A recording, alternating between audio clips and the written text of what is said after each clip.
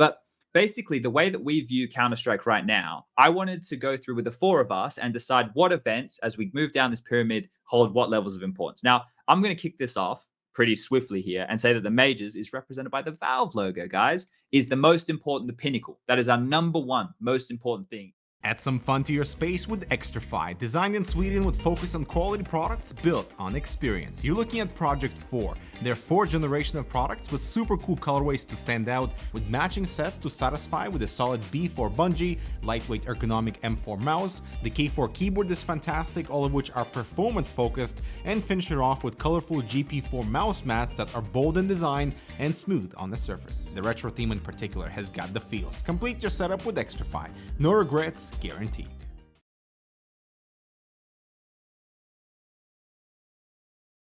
These bombs go to the teammates. I wanna see you rolling fast. Win the round. Win the game. Match, your esports teammate.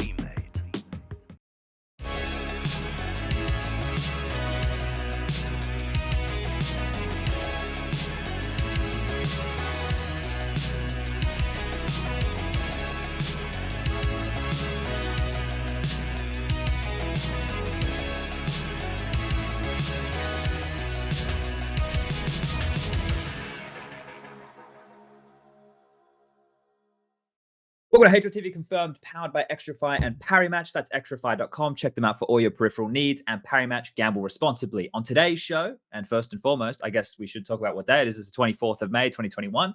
This is season 5, episode 41. I'm looking over towards Prof. What phase did he pull? I got it right. I nailed it. Nice. For our audio-only listeners, on tonight's show, we have YNK, observer, coach, analyst extraordinaire, joining the panel. The good, the bad, and the ugly. Yeah, player too. I didn't put that on a list. I could have gone deeper. I could have gone into all of his backstory, but we'll leave it there. The good, the bad, the ugly, checking in with our RMR events and all the news and dramas around that. And we're going to be talking about an extremely broad topic, which some of you might like, some of you might hate, but I'm sure you'll all learn something tonight. Going to be delving into the CSGO ecosystem a little bit more so. For those audio-only listeners, you can head over to anchor.fm/HLTV. It's available on Spotify, Google Podcasts, Apple Podcasts, and many, many more. All right, Lucas, he's our producer. He's always driving the ship. He's keeping things cool. Lucas, are you pumped? Are you ready? Hell yeah. Okay, listen to how enthused he is. Let's he go, is amped boys. for tonight's show. All right, Striker, I'm going to kick this one off with you. Now, on a scale of 1 to 10, last week's rants being a 10, how high on that scale do you think we're getting tonight? Probably like a 5. I think 5? not too. Yeah, I think Okay. you're gonna get some. I think you're gonna get some moments where you're gonna get a little bit, fired up, but nothing like in contrast to what happened with the Striker Anonymo essentially saying, just like leave the stream right now. You're not going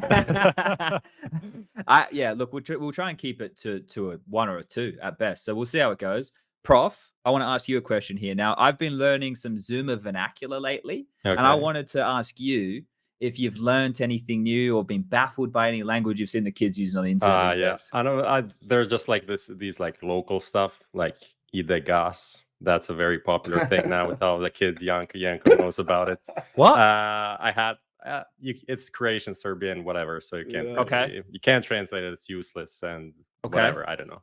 Okay. I fucking hate the sheesh stuff now. Like sheesh I can't stand it. It's the pitch. I don't like the pitch of sheesh. Exactly. There's one that I do like. They say down bad.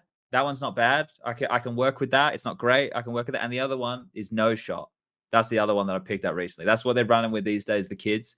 But anyway, let's get Yanko involved here. Yanko, we're not going to do a hot seat with you tonight. There's no need. Yeah, because nothing's happening in my life, Chad. That's worth mentioning. I agree with that. That's the fine. question was just going to be what's going on, right? We're just a bit of a check in. How's life treating you right now?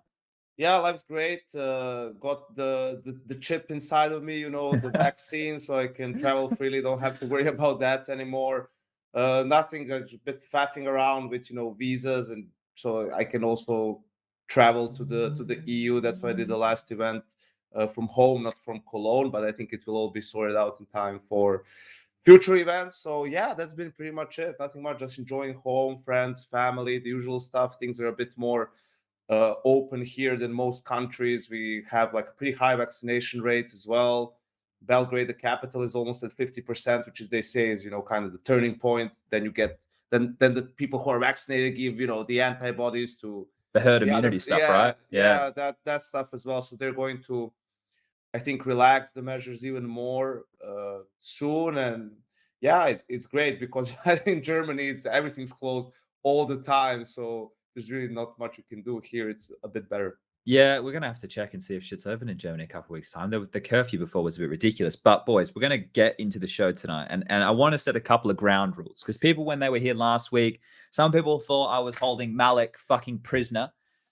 We weren't holding him prisoner. I made it quite clear. We had multiple conversations. He can leave whenever he wants. So here's the rules for this evening, because we're going to be going into a topic which is very broad, and there's going to be a lot of different things for us to talk through. So the first rule is we need to enter with an open mind. And that's not just for us in the panel, the viewers at home, everybody watching. Let's come in with an open mind, all right? Rule number 2, if we run over and anyone wants to bail, as I just said, you're not being held hostage. Just pipe up. Tell me you want to get out. I'll let you out. I won't even be mad about it. You're free to leave. And rule number 3, as well? no, you're required. Oh. Rule number 3, if I start ranting, Yanko, I want you to tell me to shut the fuck up, okay? I think I'm just gonna join you, chat. We're just Okay. gonna shout over each other. We'll just go mad together. For me, I'm in no rush. It's a Monday, so my night is like pretty open on a Monday. Okay. That's fine. Cool. So this is good. Everyone's set. Normally what happens is Striker and Prof, they get a little bit tired. I keep them up past their bedtimes, but I reckon tonight we might be onto a winner. All right, everyone understand the rules? Yes. sir. Yep. Okay, good. Lucas, roll the Yes, bumper. man. Let's get into the recent news.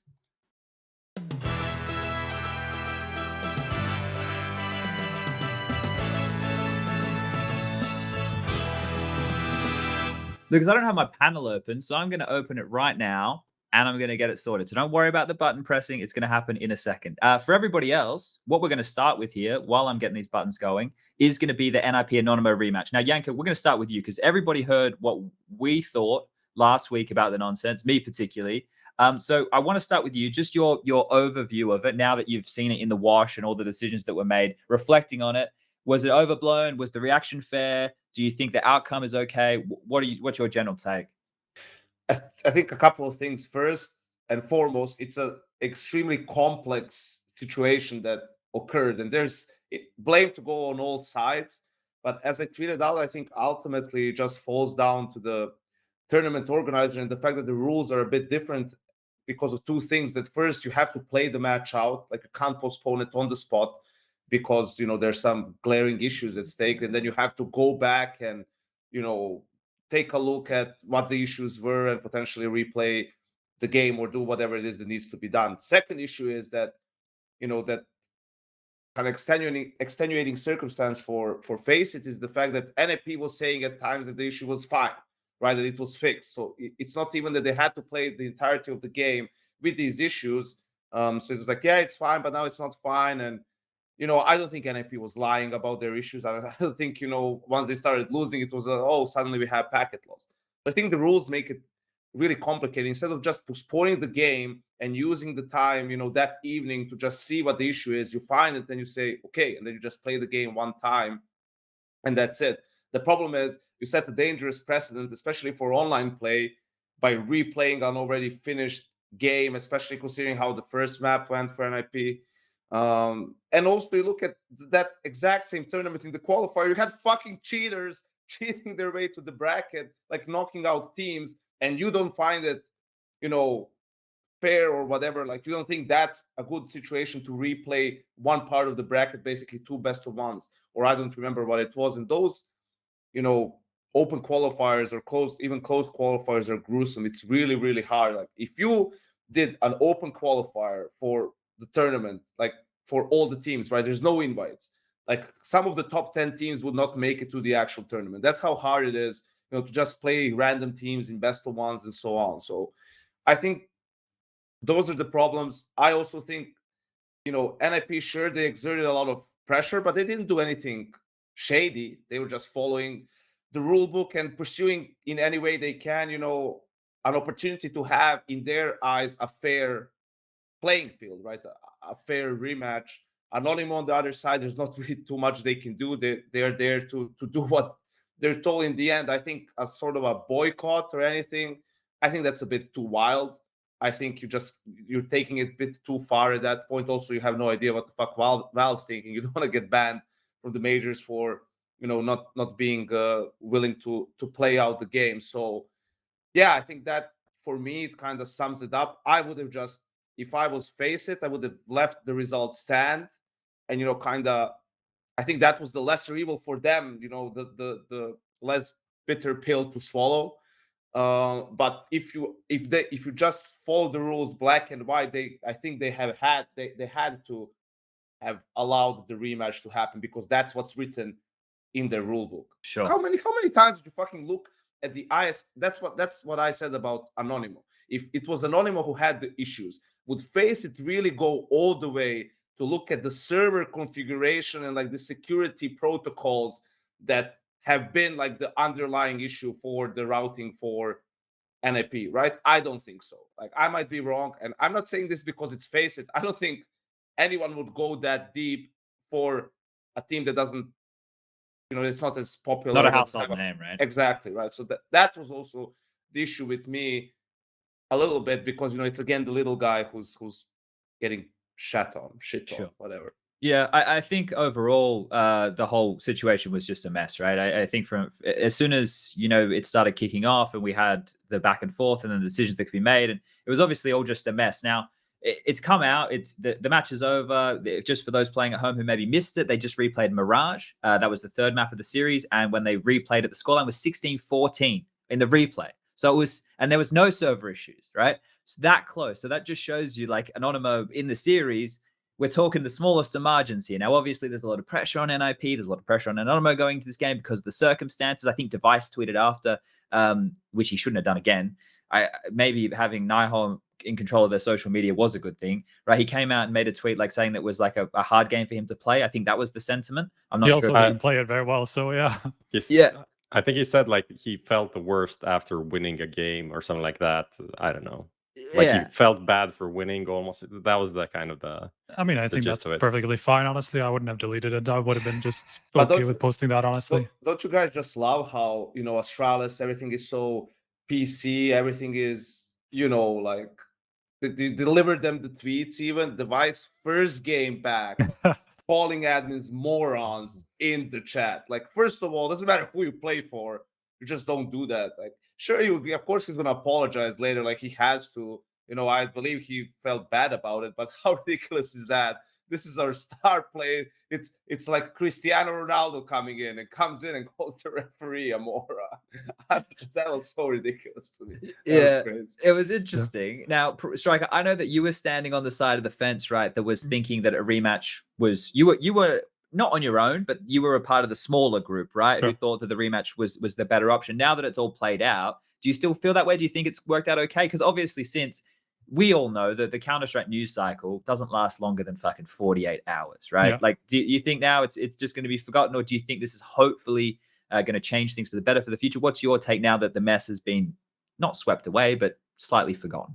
I mean, in terms of public perception, I think the way that it played out, the fact that it was still that close is like the worst result that could have happened. I think that's what I said last time, right? The ideal scenario would have been if Anonymo just won the rematch, right? Like, everybody's happy, right? Nobody's gonna be too mad about it just because Anonymo still got the win. Nobody's gonna say, oh, they were taken away, whatever, like that.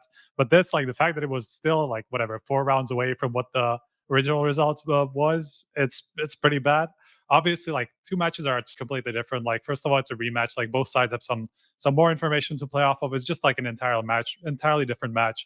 It doesn't really speak to whether like it would have played out the same way the first time around without any issues. Like, I think that's not comparable. So, I mean, in general, I just feel pretty much the same way, maybe even more strongly so than I did before. Because I think the key difference that I didn't really outline in my line of thinking last time was that it was Flashpoint's fault that the issues happened, right? So it's not like it's so much of a dangerous precedent. Like, sure, people can like try to make this happen in the future, but it's going to be very rare that where some of these issues where it's a routing issue on the server is going to cause like lag or packet loss or whatever like that. This is not an issue that's going to repeat itself very But, often. but this issue has probably happened like 50 But no one times, knows about it. Yeah. right? But Yeah, no one knows about it. I It realize happened it happened for us in practice numerous times. Like it's just like Seacrest servers are a bit bugged, and if anyone has a G Portal or a Hypers server, right, like for practice, like let's just play on yours, and it's probably the exact same thing.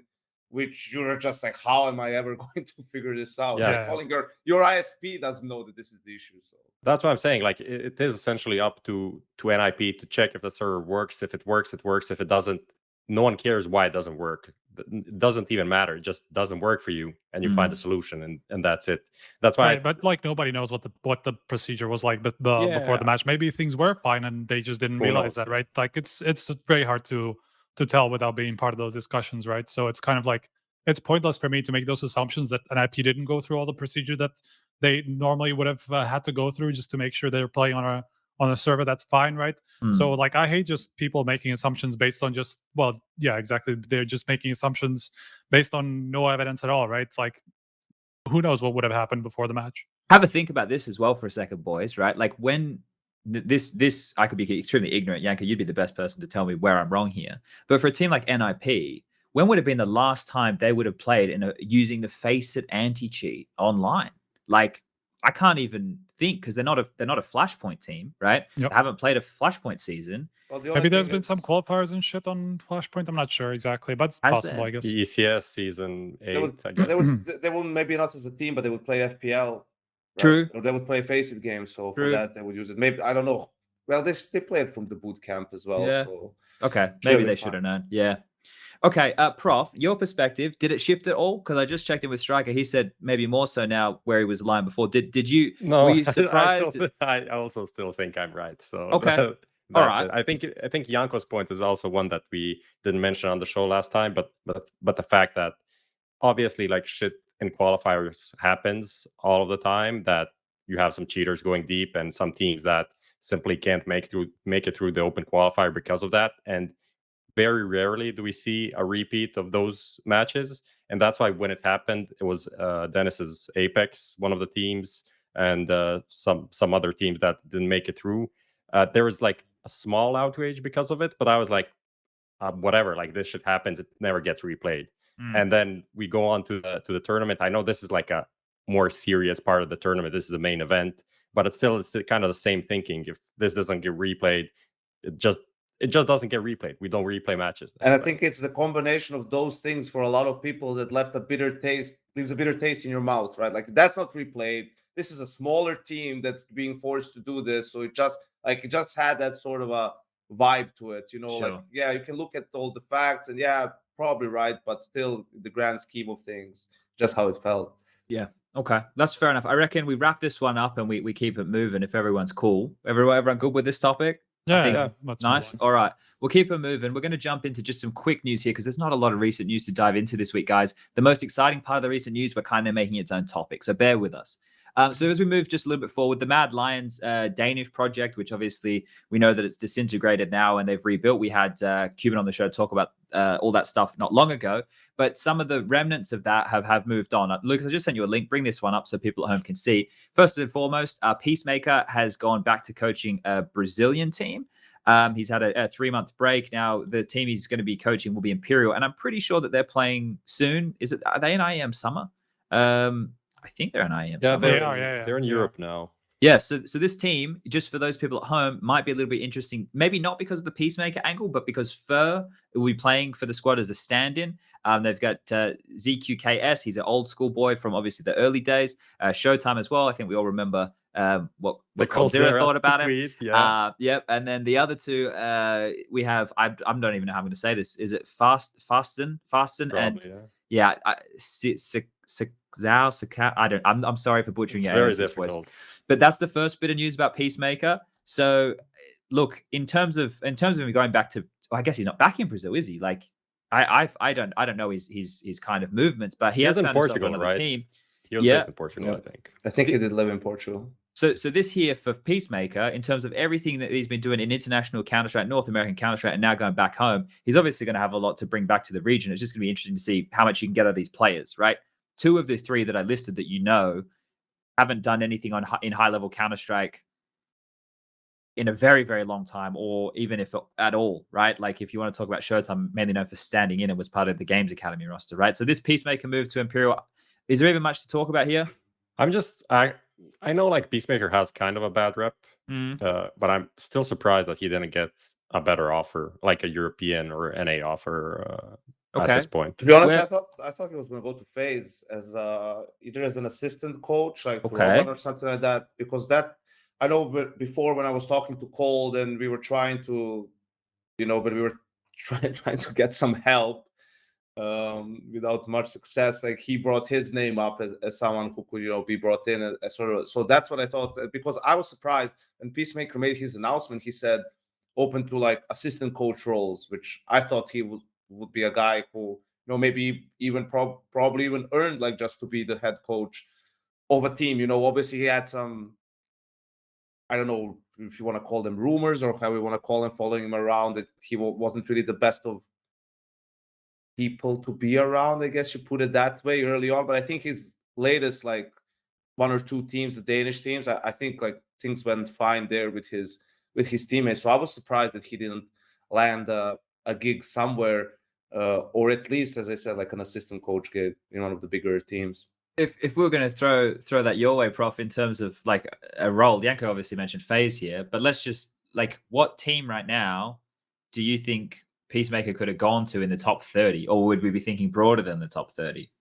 Yeah, that's a good question. Because it's pretty hard when you look at a lot of these names here. You can most people look at them and they should be able to know who the coaches are for a lot of them, right? It seems like it's a bit difficult at the moment in that regard. True. I guess it's also like a part of it is like the NA scene lacking a couple of awards. Like that's where he could fit in, like add a lot of knowledge, a lot of value. Yeah, like a Bad News Bears or something like that. If that team was salaried and then he could move into that, like there I could see him adding immense value, right? So I don't know. Yeah, obviously a lot of these spots are taken. FaZe with Robin, I don't know how much we put stock into him as like a tactical coach, so that would make sense maybe from some perspective. But at the same time, FaZe is a team that is, as we all know, the expectations are like super high, and I'm sure people wouldn't really take that. That would be like settling for a smaller name than what FaZe deserve or whatever. So I don't know. But I still would have liked him for like an assistant coach for like maybe one of these European teams. It could be like a mousesports or a FaZe or something like that, or maybe an FPX or whatever, who obviously have Devilwalk as the main coach. But still, like some of these like analyst / assistant coach jobs, I'm sure are pretty free at this point. Sure. Okay. Let's flip-flop over onto the other half of this news, which is other members from that Mad Lions team. It's HooXi and roeJ. Now, HooXi's probably not one that sticks out for too many people because he was only there for a very short period of time. But HooXi's gone back to Copenhagen Flames. I'm pretty sure that's where he came from in the first place. Yeah. And roeJ's joined him over there. And they immediately had some success in the Blast Rising tournament, I think it was, just the other day, right? They took down Spirit Academy. Well, this seems like so this really seems like this is the names here, guys. Let me just read out some of them for you guys at home. Copenhagen Flames, Spirit Academy, Young Ninjas. They do have teams like Double Pony, the Mad Lions are in there. Yeah, this kind of feels like this is obviously more like this is hard, right? We're going to talk about classifications of things a little bit later, but this is more like the bottom of the tier 2. Maybe even you could discuss the tier 3 for a lot of these names. So you're really starting to see, like, this had 15 grand as first prize, but regardless, it's still quite competitive. We know what kind of players we're talking about in the realms of the Na'Vi juniors, and so it's good to see this kind of, I want to say, level of Counter-Strike being played, like at this, getting these tournaments and being played like this. Sinners is in there, like a lot of the names that you guys are probably seeing pop up with upsets every now and again. Let's focus just in the Copenhagen Flames one here, and then we can move on. Strike, I'll go back to you here. This team, right now that we look at Denmark, we've lost North, we've obviously got Heroic, Astralis.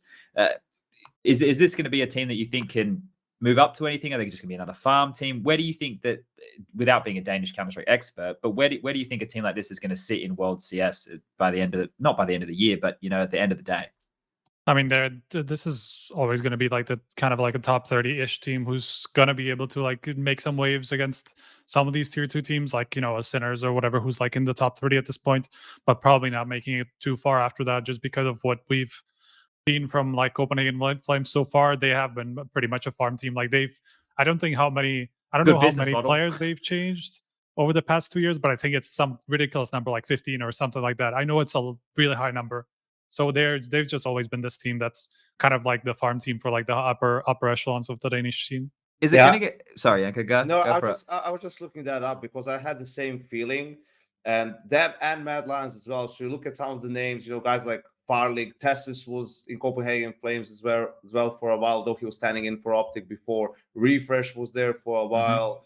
roeJ too, and then you look at Mad Lions, you have guys like both Shush and Refresh who are now in Heroic, Babski who's in Astralis, obviously. So like those teams, like they always somehow find players. Even this guy TMB, who's now in Mad Lions, he was in Copenhagen Flames for a little bit as well. So these guys are just churning out talent.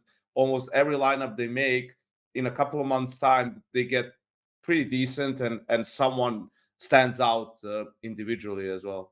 Yeah. This Zyphon kid, he was an Astralis talent. He's the third addition to Copenhagen Flames with Roy and HooXi. He was an Astralis talent, and he was like the only player that was doing well there. And then he left, which was said like our goals didn't align. But I think that essentially means I'm too good for this shit team, so I'm just gonna leave. Thank you very much. Most of the time, yes. Yeah. And that's it. So he's 17 and he's exciting. So we'll see what happens with that. Okay. Where are we at? Gonna keep this one moving, I think. Lucas, what are we typing here? Never mind. We'll ignore that.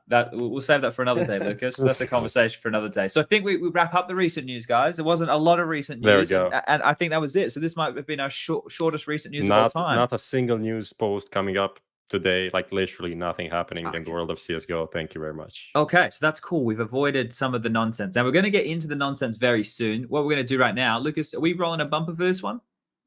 All right, we're going to the good, the bad, and the ugly. RMR edition. Be right back.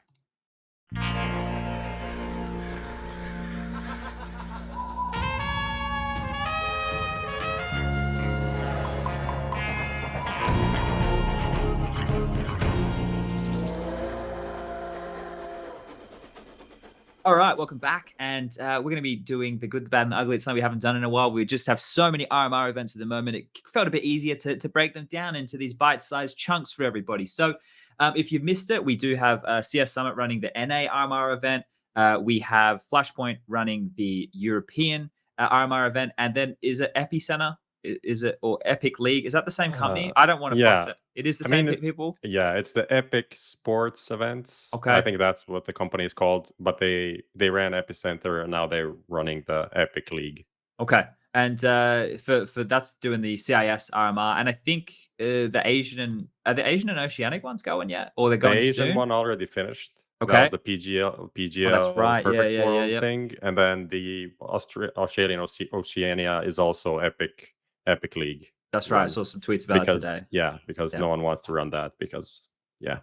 I think they're in the playoffs as well at this point. I think they like that, right? Go directly to the playoffs. Oh, okay. There's probably not enough teams, boys. Yeah. Okay. So we'll get a bit to the Oceanic stuff later down the track, but I want to start with the good. And the first one in the good, we will just take a look at the Flashpoint bracket so far. And the two teams who played last night, who won their games, were mousesports over Astralis and G2 over NIP. Now, this is quite odd because it's obviously a very stacked event. Let me send you the bracket, Lucas, so you can bring this up for everybody at home. Now, these two teams going into it, actually, this entire event overall, I think the favorite, if you look at it, it was probably going to be a Heroic, right? They've already had that stumble. They've lost to G2 along the journey. But then after that, I feel like this was completely wide open. So, Yanko, I'll start with you. I know that G2 holds a special place in your heart. But in terms of mousesports performances, has that been a big surprise to you? Well, I wouldn't say a big one. I think you could see ever since the first couple of tournaments, with every next one, they have improved a lot. And I think a lot of people were quick to bash that lineup, Dexter especially as an individual too. But he had to change all of his roles on T side, all of his spots on CT side. I mean, it's like trying to be a pro again, You just have to get used to a lot of different stuff. And also on an everyday basis, having to play at the highest level scene, which is the EU scene, right? So after on top of that, of course, he has to introduce his own system to the other 4 players and how he wants the team to play the game. So obviously a lot of work there to be done, but they are looking, much better now, much improved as a team. You could see that people are getting used to things. Their reactions are more natural, better timed as well, and they're just playing much better. So I guess you could say it's a surprise that they are in the finals of the winner bracket, but they beat Fnatic, who's in a terrible slump, then Big, who's been up and down. You really don't know what you're going to get with them. And Astralis, who's also probably doing better than people expected without Device, but still you could tell it's not the same team. So, you want to see them. I think this game is going to be awesome for both teams when they actually meet, to see how they fare against each other. We're in a bit of flux right now. Like, in terms of, if you look at a lot of the teams here, you can make an argument that they're either rebuilding or that they're in a phase where they're trying to find their form again. There's a lot of those conversations. Like, think about this: Vitality, recent roster change; Astralis, recent roster change; OG, recent roster change; Fnatic, I guess not really. Do we count Jaquinho as a recent one? Maybe not. I wouldn't say recent, but they Nah. did a role change like a month ago, maybe. So Yeah. with the Opping coming in, so kinda. NIP's recent roster change, FPX getting Emmy back, another recent roster change. So, like, a lot of teams in this event, I would say, are probably not at 100%, right? So it's a really good chance to see maybe who's leading the pack in that development. Sticking with mousesports for a second, though, Prof, I saw you tweeting some stats out to do with them. All of them wrong, rightly. of course. Like, okay, I can't count, so it doesn't matter. But they won, I think, 12 of 17 games that they played. 3 that they lost were to G2, 3 series in the last month, which is kind of unfortunate for the rematch, but maybe also fortunate because now they must have a really good feel of how G2 are playing, like better than anyone in the scene, I think. So that offers a chance for their upset. Other than that, there's also the interesting part about like the entry stats, with like Bimas being the lowest entry attempt player on mousesports right now, and roeJ being the highest one. And this is, I think, we even talked about this a couple of months back with roeJ, as the team kind of shifted with HooXi leaving, him taking about more responsibility to find the openings, and that just continued now with this new lineup, and it's proving to be pretty good. But there's also Frozen, who's been playing insane, especially this Astralis series. So that is Striker's domain anyway. So I'll just push it to Striker. Yeah, I mean, I was just gonna say that I think Frozen has just been a lot more consistent than previously, and Justin Dexter is not just like a one-trick pony on Dust 2. He's actually been playing really well on the other maps as well. It's just in general, I think they have like the 5 out of or 4 out of the top 10 rated players or something of the tournament. Like, they've all been individually on point, so it's kind of all coming together finally for this team. And Yanko was right as well. Like, they look so much more comfortable than they used to when like they're making moves, even in their strats. Like, early on, you could tell that they're still kind of like it's like a combination, timid, right? Yeah, it was like a combination of like Dexter probably just trying to fit into the system that they had before he brings some of his new stuff, and now it's more looking like his team where I think he's more comfortable like making calls. So I think yeah, I'm not sure if this is going to be like the consistent mousesports. I think they don't really have the style to be like a mega consistent team in the top 5 or anything like that. But I think this is more close to what we could have expected from that lineup anyway. I feel like we're in a bit of a race at the moment, right? Because all those names that I just listed off before, who are either rebuilding or trying to find their footing with newer players or roles or whatever, I think like a lot of it is going to be confidence based, right? Because if you get a couple wins in these next few tournaments leading into the player bracket, it's going to do a lot for them, right? Everyone's going to be working very hard, but I think for somebody like Vitality, if they just have bad event after bad event, that's probably going to affect them quite negatively from the highs of where they're at, right? Or if Astralis really starts to show cracks and they're dropping out in 6th place instead of the top 4s, and we don't have any of the big CIS teams here, I feel like it's going to compound very quickly on these teams who are used to winning not that long ago. But Yanko, I wanted to ask this question because when the discussion was happening about karrigan going to FaZe, we had a chat on the show, and Prof and Striker, call me out if I'm misremembering what I said, but we were making an argument for which would be better for karrigan to go with. Stay with mouz, with all these young little upstarts who will show a lot of talent. Like, we don't know what BMS is capable of completely. We haven't seen A-Core at his full-fledged force. Frozen, if he could be consistent, we knew roeJ was a superstar, right? And on the other side, we knew that at the FaZe camp, when we were talking about it, I don't think Twists was there. I think that was before the Twist announcement, right? So it was Kirby, Cold, Rain. Who am I forgetting here? Olaf would have still been there because Carrigan would say he took his position, and Brocky. Yeah.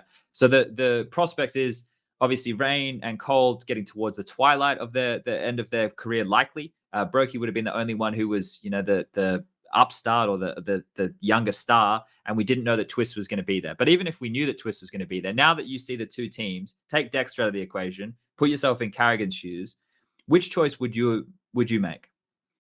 Well, maybe we didn't know about Twist, but maybe they knew, right? So you have to take that into account as well. Well, I think for Carrigan, he would, if I put myself literally in his shoes, that you still go with FaZe, mostly because first Rain is there, right? They always talked about how much they enjoyed playing with each other. And another thing is, I think he also wanted to just play with experienced players more than anything else, right? Who have been on the big stage, who won big tournaments before. I think he realized there's that element to not just about playing, it's having to play on stage in front of a crowd in those moments. And I think that's maybe something that he was missing a little bit once roster changes happened in his own team, right? We obviously also can't know the financial details of either his contract in mousesports or contract in FaZe, but you would assume that he has a higher salary in FaZe than he would have in mousesports, which for a guy like him, Carrigan's a smart guy. He's going to look at everything that comes into that decision, not just, oh yeah, I like this guy, so I'm just going to go play there and not look at anything else, right? And I think you put the two rosters now just on paper, you have to say FaZe is the better team to go with, like in terms of who would you give a higher chance of winning tournaments in a shorter period of time. The fact how it's playing out is the complete opposite, right? But I don't think you could really look at the decision at the time that was being made and say, oh yeah, this is like he's making a mistake, right? Sure. Yeah, it was one of those choices which was like other factors played into it. And I unfortunately have a small peanut brain and I wasn't thinking about those factors. I was just thinking about the players. But one of the things in that show as well that I said, if I remember correctly, was like, great, whoever they bring, it's going to be a good team, like with a good in-game leader, right? If it's Carrigan, but there has to be more in an organizational level. There has to be more support. And I think it was maybe a month ago or so that Carrigan brought his analyst that was with him in mousesports. He just like, hey, dude, come with me, like, believe me. So I guess he has that, but I think there's like more that needs to be done there just from the org, whoever the players are on that team moving forward, right? That it's going to help them with some issues that were there when I was on the team. And, from the results and from some of the things that I see, I think they're still lingering in that team. Okay. I mean, talking about like FaZe as an organization, this directly has nothing to do with the team, but at the same time has everything to do with how FaZe are running the team. Just, Lucas, if you can bring up the team page, just look at the player images of FaZe play. Carrigan casually in a mousesports jersey, Twist casually in a Liquid jersey. Last Liquid game played 7 years ago. All of the FaZe players with different outdated FaZe jerseys. It's just a FaZe. So wait, is this up to the org to send you updated pictures? Yes, I mean, if we have events, or is that your point? Or that's a point. Like the orgs send pictures every G2. They update one sponsor. You're gonna get an email with new pictures, right? Yeah. Of course, we don't have LANs. Otherwise, we could take pictures of the players at LANs. Yeah, I know Malik said it last time around about Jerome, their manager, like that he's really sick when he does it. And Nico has also been telling me, it's like, I don't believe what this guy does. Like he makes it for you in a way that you can't fuck up. Like the server thing, right? Like that you're saying. Like he lines it up. You have to be there at this time. Have to be there at that time. Just makes the life easier for everyone else. But yeah, I saw here, Chad, like you even asked, but we didn't really talk about G2 that much for the RMR thing. And for me, the biggest one is the heroic win, right? Like that's what I wanted to see from G2. They've had some good wins. They were on a good streak in DreamHack, right? And then they get just spanked by Gambit, right now you're looking at Gambit, heroic, and maybe Navi, if you believe they're going to be consistent as like teams to beat in the scene. Obviously can't play Navi and Gambit because of the regional log, but that was the big win for me. And I think Heroic is still going to be the team to beat here and like them G2 and mousesports have kind of separated themselves from the rest of the teams, even just watching the teams play in terms of what level they're playing at. Yeah, I think that the G2 that we're seeing at the moment actually looks like they have a good understanding of the way they want to approach the game. I know that sounds silly, right? That everybody should have a good understanding of the way, but it looks fluid. Like the things they're doing in the server, you're never getting those weird pauses where everyone's kind of looking at each other, waiting for like the next call or what the reaction needs to be. They always seem like they have a good idea, but it's hard to tell in this event what capacity all the teams are operating at, right? Like it's very difficult. This is obviously everybody wants to qualify for the major, right? And we know that there's this RMR and there has to be a LAN RMR before the major. So you only get 2 chances really. You'd hope so, at least.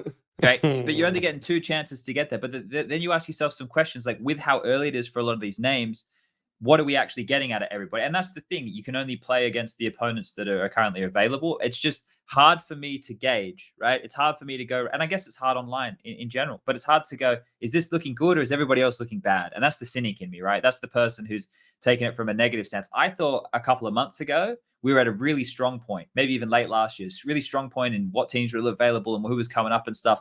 Now that we've moved into this period and there's a lot of roster instability, I'm a little bit perplexed, I'm not certain if, and we're also going to have a map change soon as well. That's going to throw a lot of things into question. So G2 specifically, they're definitely looking good, and I'm liking what I'm seeing. But I don't know. I guess this is the thing. It's like longevity in Counter-Strike is how we seem to measure things, but we always forget the result that happened last week. It's really strange. It's really strange with that. Now, we had Malik on the show, right, Striker, and yep. we heard everything that he talked about, and we discussed the AWP stuff and went into all those things. Is it, now that we'd spoken to him, did you see many of their games in the last couple of days? I did watch the entire NIP game. That's the one that stands out in my mind just because that's the most recent one. Like, it's super easy to remember. I especially was trying to look for what Malik was talking about with Amanek and just him learning the op really quickly. And I was just trying to focus on him a little bit more just to see how he moves and how he understands like how to play the gun and stuff like that. And I can see where he's coming from, honestly. Like I could tell that Amanek just has a pretty good sense of when to go aggressive or when to play off his teammates and just play for angles, and stuff like that. And it just seems like he has a pretty good feel for the op, and it was a good call for him to pick it up a little bit more over Nico. Obviously, we didn't get that much time for Nico to play it on all the maps, and it was relatively quick transition to Amanek picking it up way more. Sorry. Thankfully. Yeah, I take it you also weren't much of a fan. Yeah, I mean, I've seen him play it all the time, so I knew it was possible, but it just I didn't know that Amanek was able to play on this high of a level, right? Like, this is serviceable, and then on some maps, like especially Dust and maybe train a little bit, Nico can play it maybe a bit more on the T side, right, or whatever. And I think that's the best fit for G2, because I agree he's just so good with the rifles, and he's more mobile with them, can go for more plays, and that's what G2 needs from him. How do you compare like Amanek and dupreeh on the op? Because they're in a kind of a similar situation. dupreeh picked it up a bit later, maybe like a month and a half after Amanek, but still, how do you compare the two? I think that's a pretty good comparison. I haven't watched too many of Astralis' games compared to G2, so I didn't see dupreeh op too much, especially on the T side. But actually, I think they're almost the identical case. I would maybe say that dupreeh is probably a little bit more aggressive and has like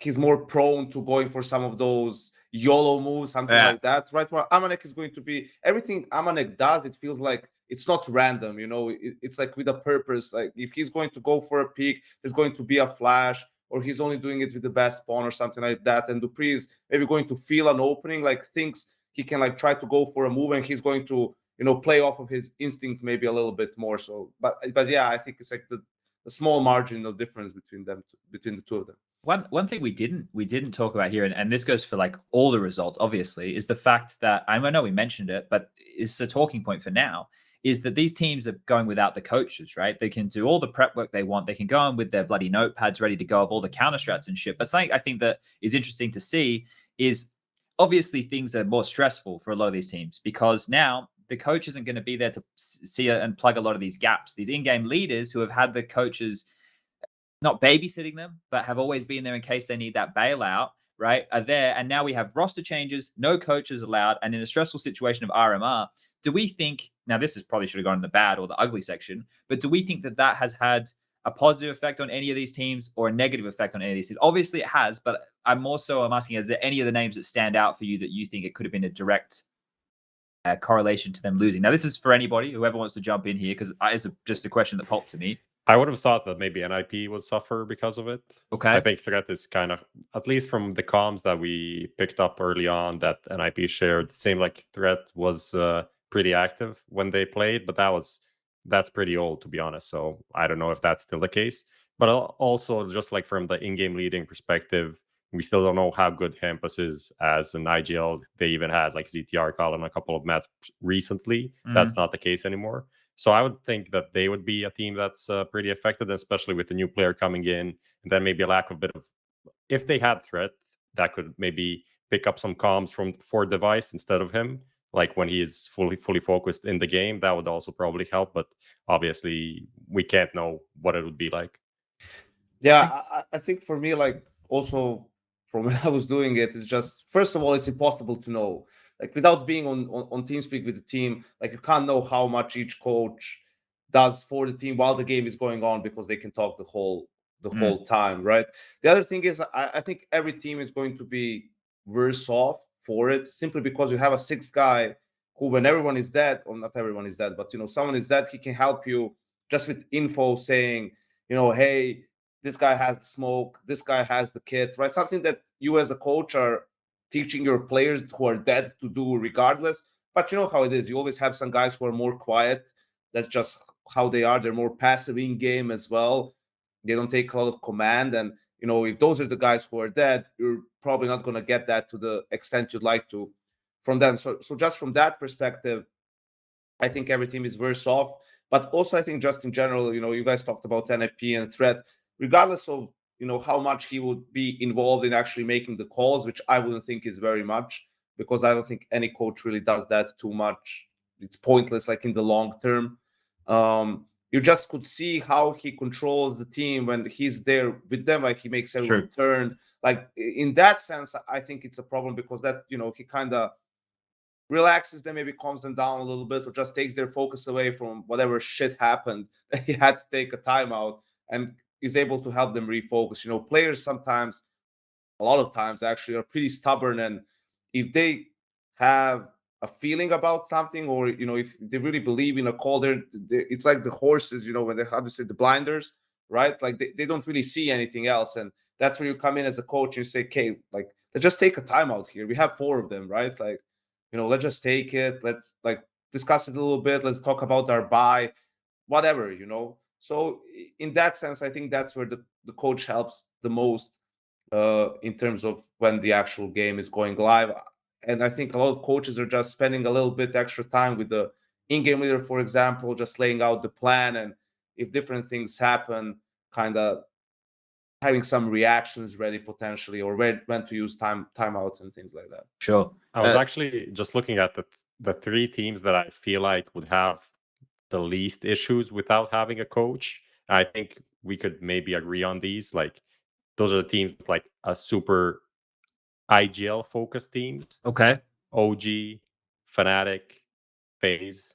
They're all These went out last, right? That went out last. So that whole logic doesn't make any sense, but it's just how it is, I guess, at the moment. Sure. I think with regards to an IP, I think it's also been a bit of a help for them to get Device, because he's the kind of a player. I mean, they've already even said it, that he's kind of like secondary calling and stuff like that. He's the kind of a player who's going to take a lot of initiative on his own. So not having Threat on the server now doesn't make as much of a difference as it used to when before they had the Device. Vitality is an interesting one, because I think like when Apex took over in-game leading, that's when we shifted to the online era, right? So he's always had Xtaz behind him, or at least for the majority of it. And now the new boy in there again of Kyojin. But let's not dwell on this too long. Let's keep moving. Let's jump into the CIS bracket. Now, if you missed it, the CIS mad lads were doing fucking Swiss, because they fucking love it.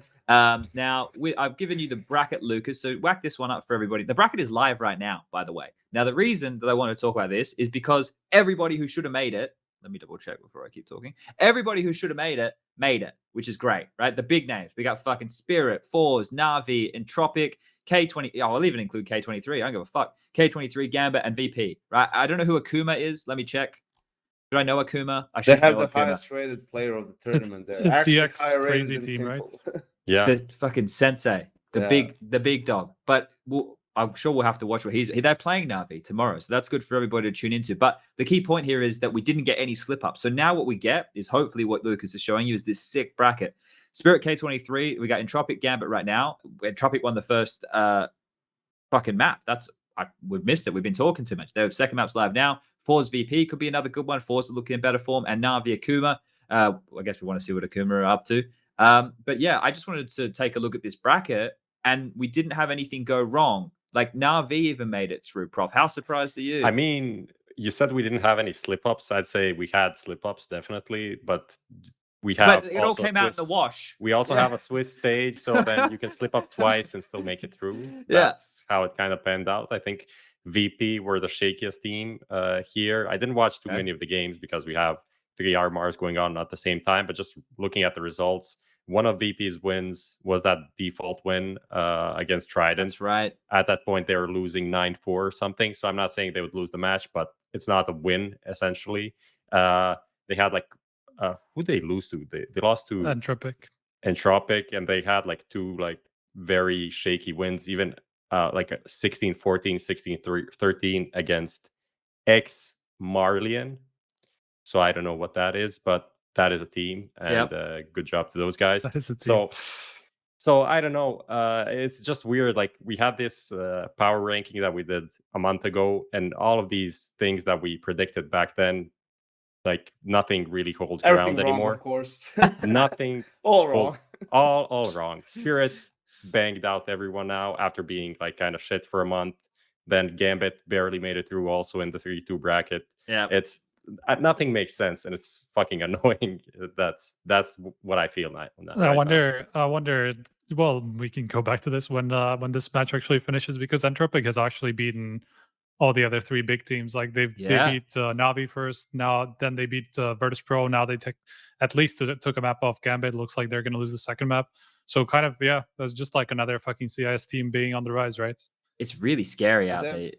They've been there for a while now, no? Like they're the X Win Strike team. They're 14th on your guys' ranking. Like you know, but that's very recent. Like they were somewhere on the outskirts of the top 30. Yeah. Oh, yeah. Wait, where are they now?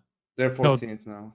15 now after like 2 hours ago. Yeah. Yeah, 2 hours. Oh yeah. So I'm on the wrong date. Yeah, my bad. Yeah. Yeah, and this Elian guy, like he's the opera. He's like pretty good from what I watch, because I watch, Kassad's team as well, as I'm sure you have, Chad, and they play them a lot in their tier two scene, and this guy's just been wrecking people the last couple of months. So yeah, I was actually having a conversation with Alex Machine, for those of you who don't know him by first name, and we were looking at the team, and he was like, "Fuck, like Brad and Forrester." And I was like, "Yeah," we were like casting their games, the 2019 minor stuff, and then I remember Alien and Lackey from when we were doing early last year, the RMR stuff. Those 2 names stuck out as well, and then Nickelback. Well, how can you Everyone not knows love that Nickelback? name. Yeah, he was in Prosto, right? Pro 100. Yeah, with Yakindar. Yeah, so like and HooXi is the coach, and if you don't know HooXi, you're obviously a new schooler, but HooXi is obviously for you guys, he's been around the Russian scene for a very long time, right? Very nice guy, HooXi, but he's the coach of this team, and the fact that Yanka, I think I said this last week, so I'm gonna say it to you, and I want to see what you think. We'll see how far off the mark I am. Do you think that the level of entitlement hasn't hit the CIS region yet? Because the hard work coming out of there, like the amount of players, right, who are just fucking popping up and being monsters, obviously facilitated more by the online era and being able to compete more regularly. But it just feels like these guys are on the grind. Like all of them are on that fucking Gambit grind. Yeah, I think that's a fair statement, and I'll make another one. That's because, making it in CS coming from that region means way more and is worth a lot more than for someone who's living in fucking Denmark, right? So like the how much it can change your life, and people are just, there you have to grind like for everything almost in your life. Everything's a grind, right? Like in Eastern Europe, in our region as well. Prof can say as well. You know, every day is a grind. So once you make it in that, and you come to a level where your life just becomes much easier, much more comfortable, not just for you and your family and so on. You're like, well, this is something that I am going to work my fucking ass off. And Gambit, who's just boot camping all the time, they get, I don't know, 5 days off in 2 months to go home, right? And they're just doing it that way. And I think that's why you're seeing also one of the reasons Spirit. I remember, I don't know how much they're boot camping or not, but I knew that if I ever needed practice, like Spirit is playing. I don't know, every fucking day, 6 maps, they like it just becomes redundant after a time playing the same team, right? But if I had to choose between a tier 5 team that I never heard about and just playing Spirit again, I would do it that way. So they're definitely putting a lot of hours in, and that's why we had, you know, even around Katowice, you know, the rise of the CIS scene we were talking about. I think that's probably the main reason. And yeah, I think some of the definitely more experienced players, you know, understandably so to a degree, are really jaded by the whole online thing and all of that. But I think that's because they don't have a good enough perspective of what life would be like for them without, you know, Counter-Strike getting them to where they are. So We got a lot of that at the moment. Yeah, we have an awful lot of that at the moment. Yeah, and we don't want to. It is a hard job, guys. We understand you put in all the hours. Don't fucking send angry tweets at us. All right, let's get. I just basically wanted to point out for the viewers at home that the CIS bracket is going to be fucking stacked. And if you want to watch some real crazy Counter Strike with some really talented players, check that shit out. Now let's keep it going. The bad. This is kind of the fun part of the show, I suppose. Now EG, Jesus, Joseph, and Bloody Mary. If it's a fucking mess. Is that they're donezo, right? They're last place. That's it. They're out. Yeah. They're out. Ladies and gentlemen, boys and girls, EG, obviously, if you missed it, Ethan went over to Valorante. He's playing that game now with 100 Thieves. And then we know that they brought in Mihu. So now the team consists of Breeze, Stan, Tarek's gone. What am I talking about, right? Tarek's fucking gone as well. I'm missing things. But this roster, Obo's in. That's right. That's the player I was forgetting. Obo, Stan, Breeze, Cirque, and Mihu. Now, they were playing in Europe for a decent chunk of time. The players in that team, I think if you went pound for pound, right, and you consider the potential of potential is probably the wrong word, the actual skill of the players in this team, they really, really shouldn't be coming last place in a group with Pain, the Plan, and FURIA is the only team who, you know, you should go into that thinking that they should get handed their ass to. So is this it for EG? Prof, do you think this is it? Do you think they're fucking donezoed? Because last place at an RMR domestically in NA is atrocious, really. It is pretty bad.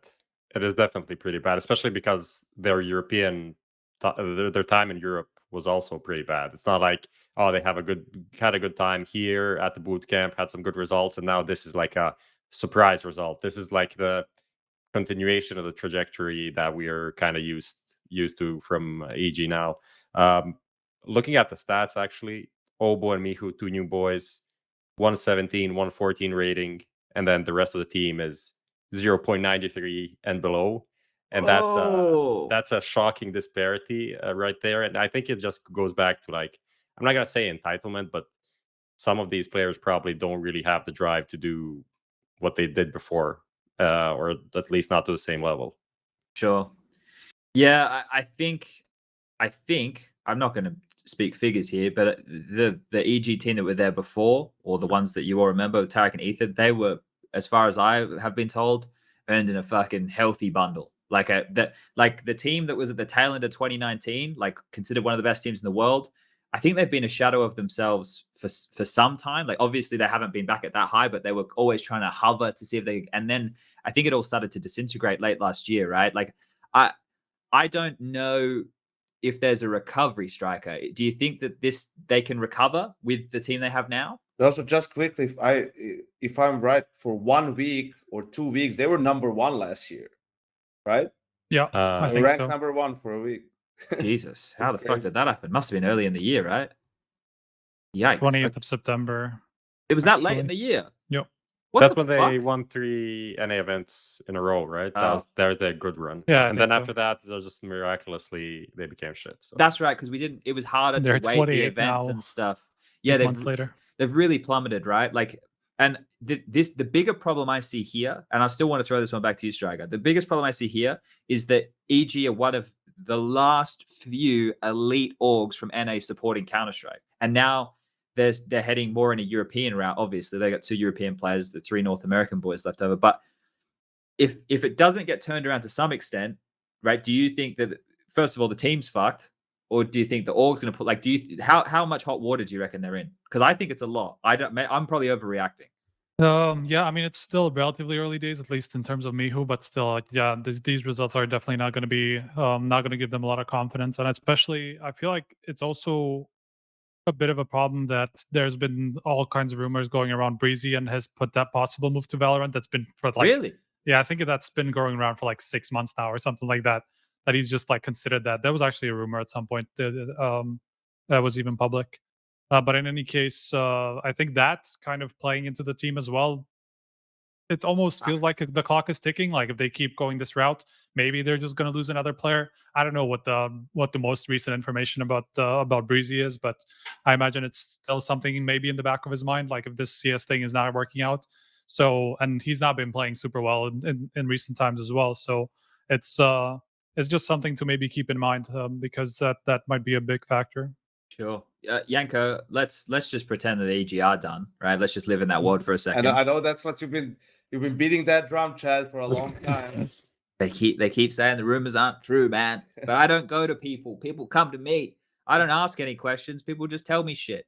But let's assume that EG are dead as we know it, right? Let's live in this little fantasy world. Now you've got those players in that team, and you've got Liquid. And Liquid, let's just say Liquid are in a kind of rough spot, and you had to merge the 2 teams together. What is the roster you would make with those 10 players? I can list them all if required. No, I open it right here. I would keep Naf. Yep. I would get Breezy. I'm with you 100% right now. So that's there. So I need an in-game leader. It's going to be your boy. Yeah, I mean, I kind of have to go for Fallen over Stan. yeah. But at that point, I'm like, I like Cirque as an opper, but I don't want to have Fallen there just to rifle. Like he has to op. So I guess you bring Naf, Breezy, Elige, Fallen. And then let me see how are the players playing. Well, you could have Stewie in his old entry role, just sacrificing himself for the team. And then Naf is the more passive player. So I just don't know if there's that much space for Naf, Elige, and Breezy to be on the same team. What about Naf and Obo? Instead of Naf and... No, I'm saying Naf, Obo, Elige, Fallen. Yanko didn't say Elige. Stewie? He did say Elige. Oh, he did? Yeah. Oh, shit. Okay. Yeah, I'm saying if Naf and Elige and Obo you think could play together. I think they could, but I don't know who I would have picked. I don't know the players that well, to know. I think Naf, style wise, right? Like Naf, I know he's a more passive player. He doesn't like entry that much. Breezy similar to that, so I guess you could maybe even make it work that way with Breezy, Naf, Elige, Fallen, and Stewie, right? But it's also you never want to have all players who are experienced star. You always want to have like someone young who's just gonna do whatever you tell him to do. But Grim has been good at times and really bad at times. Like I wouldn't know who would be the last guy there really. Fifth spot's a bit fluid. Yeah, Definitely wouldn't go for Breezy with his current form. That's what I'm saying. He'd have to go. Yeah. He'd have to be motivated again, right? Assuming he'd play at top form. But that's the same as direction I'd go. Like, and definitely not Fallen if Yanko is going to coach again. Well, that's what I was gonna say next. Who's coaching it, Dren or Zeus? You got to pick one of them. Or get Jason back. Both. I'll get both. Of them. There you go. You just get like I think there's going to be people are going to start looking at how you can get better and this and that, and you just having an assistant coach. For me, it's not the same as an analyst. It's a guy who is a coach, right? But you look at someone like you said, Jason, right? Like Jason is a head coach type of a guy, right? Like he is very good with people, establishing discipline probably and dealing with all that stuff. And then his assistant coach should be someone like probably, a Dren or someone who is really good at the tactical aspect of the game, a really good, thinker, right? And can come up with all of that stuff. The thing is just, it sounds like, a lower position, and I guess it is in a sense, but the amount of work that the assistant coach contributes in that sense, or how much he contributes to the success of the lineup, is actually also, immense. So I think that could be for and to expand on this a little bit more, for teams who have older experienced players, I think it has to be this way. Okay. Because if you just have a guy who's going to, who can't really rein in some of these personalities and some of these players, and they can have a field day at how they think they should be doing things and so on, I don't think they're going to find a lot of success as a team. Fuck it, we're at this topic. We need to ask you about Moses leaving Liquid. What's the take? Yeah, I was really surprised because things seem to have been going better for them, once Fallen changed to the in-game leader role and all of that stuff. But then just one bad performance, and he wasn't the coach anymore, really. So I'm not really sure. I obviously know Moses very well, but I think he also, similar to me, underestimated how much there is to deal with players and some just the ridiculous bullshit on an everyday basis, which just obstructs you from doing what matters and where you can help a lot, right? Like things that you can fix in game, because some players had an argument between each other, or one guy woke up on the wrong foot and he's just being an asshole and not communicating like properly the whole day, right? And your whole day goes to waste, and you spend only 3 hours sleeping because you've been working on a lot of new stuff, plus preparing for your match tomorrow, and blah blah blah blah blah blah. Like you guys get where I'm getting at. So I think he was probably getting jaded by that, and then I guess the core of that team has worked with the Dren before, so maybe they felt a little bit nostalgic in a sense. They won the fucking Grand Slam with the guy and then kicked him, so or replaced him rather. I don't know exactly how it went down. So I guess it was a combination of things. Yeah, then the nostalgia aspect seems very similar to the MIBR move with Taco and Zeus coming back. Yeah, that worked out great for them as well. All right. Let's move into more Liquid conversations, I suppose, because that's the next part of the bad. And these are slip-ups for FURIA and Liquid, who I think for everybody looking at the event going into this, they were the clear two favorites, right? They're in opposite groups. I think without a doubt, those are the top two teams in the region. I don't think EG have shown anything in recent times to be competitive against them. The same with Extremum. We're obviously, no offense to like the bad news bears and that kind of stuff, but we're not expecting a team who's been region locked to be as anywhere near as competitive as a team who has just been playing against the world's best in Europe. Now we know domestically things get a little bit funky, but when you're losing games like this, Striker, right? And I know that it's not the end of the world. I know that neither team is out of the tournament just yet. But when they're losing games like this, is it cause for concern, or are you just like, oh, maybe they just went in with, they weren't 100% focused, or like, how do you read these results? I mean, to be fair, Extra Salt and when they were Cloud9 before that have been kind of causing upsets among the top every now and again, like periodically. So I'm not sure I would look too much into like the Liquid result, just because I didn't actually see the match, I have to say. So but I the can't Bad really... News Bears one was 3 maps. They lost Inferno to Bad News Bears, and then overpassed the third map with 16-12 as well. I know Right. there's still wins. I understand it's still a victory, but like, what my question is more so like the Extra Salt one, sure, we know they've been over Europe too, but the Bad News Bears one, like that for me is kind of concerning in a way. I'm not expecting anybody to go in and tour in online Counter-Strike. Like if it happens, great, but it just seems like too close for comfort. Or am I that far removed that I think that there should be a greater gap between these teams? Maybe that's it. Maybe I'm misrepresenting this and it's closer than I think it is. Right. Yeah, I mean, I would have to look at the matches and see what actually happens. Sure. I have to say I didn't see either of them, so it's just hard to judge. But in general, I feel like, yeah, I wouldn't look too much into like one map and a loss into a team that they've already lost to before, like a couple of times in the NA region. It's just kind of like, it's very random, I feel like, in NA recently, and I'm not entirely sure that it's representative of where the teams stand among like where they would stand in a European competition. So hard to tell, honestly. Okay, well yeah, go Yanko. I was just gonna say one thing with Extra Salt is like I'm pretty sure from their time in Europe, like they got better for one, Yeah. and two, they were getting punished a lot in Europe, so they probably stopped doing some of the dumb shit they would usually do, which a team like Liquid would punish them as well. So there weren't as many freebies, so to speak, for Liquid in that game, and again, it was a really close game. They just edged them out. So I think for Extra Salt, compared to Bad News Bears, the time in Europe boosted them a little bit.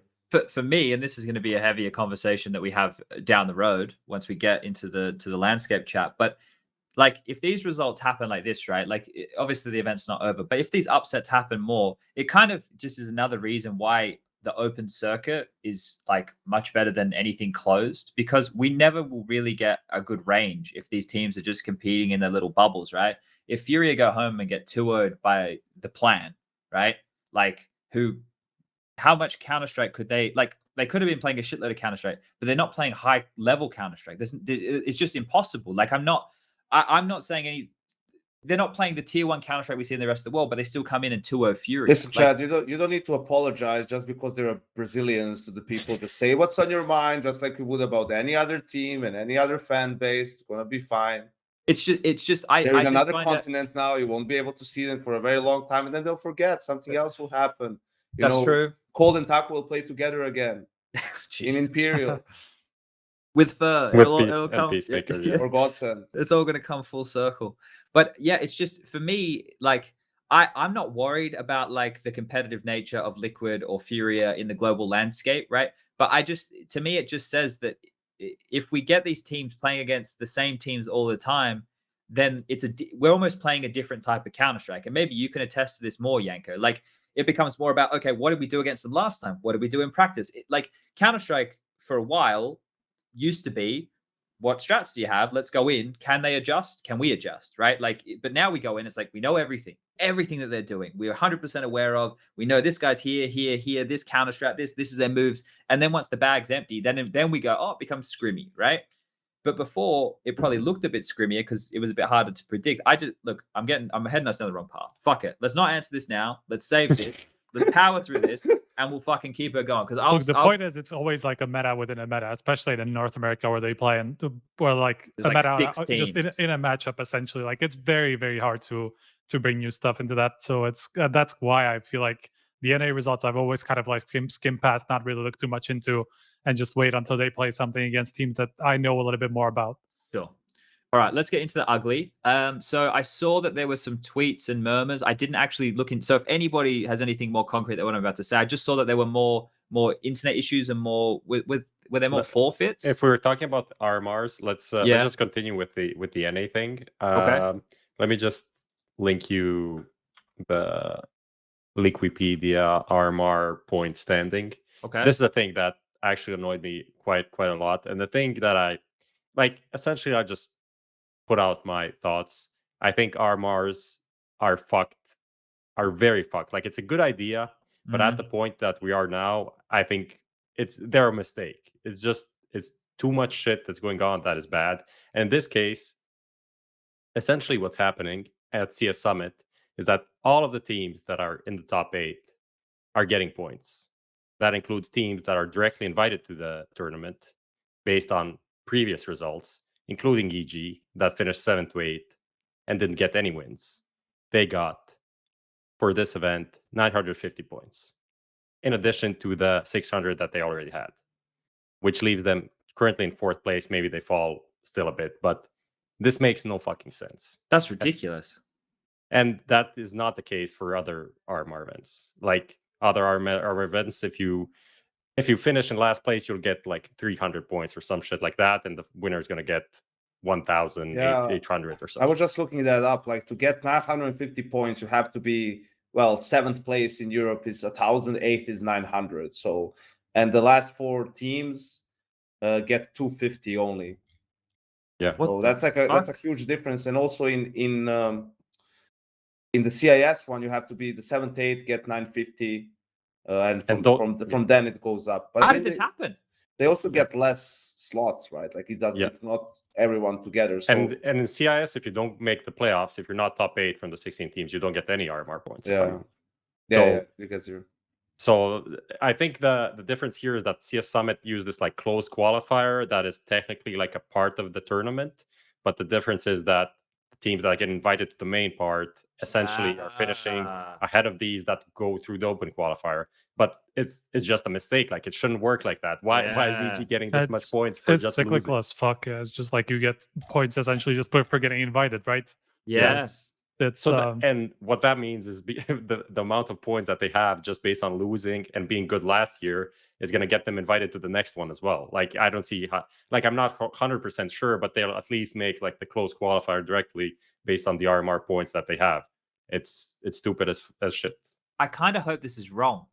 I know it's probably not, but I'm kind of just hoping it's wrong because it's prof or because you don't like how it's doing. no. Like I love the fact that he's brought this up and brought this to the attention. But I hate the fact that we're having to have this conversation. Like, how has this oversight even happened?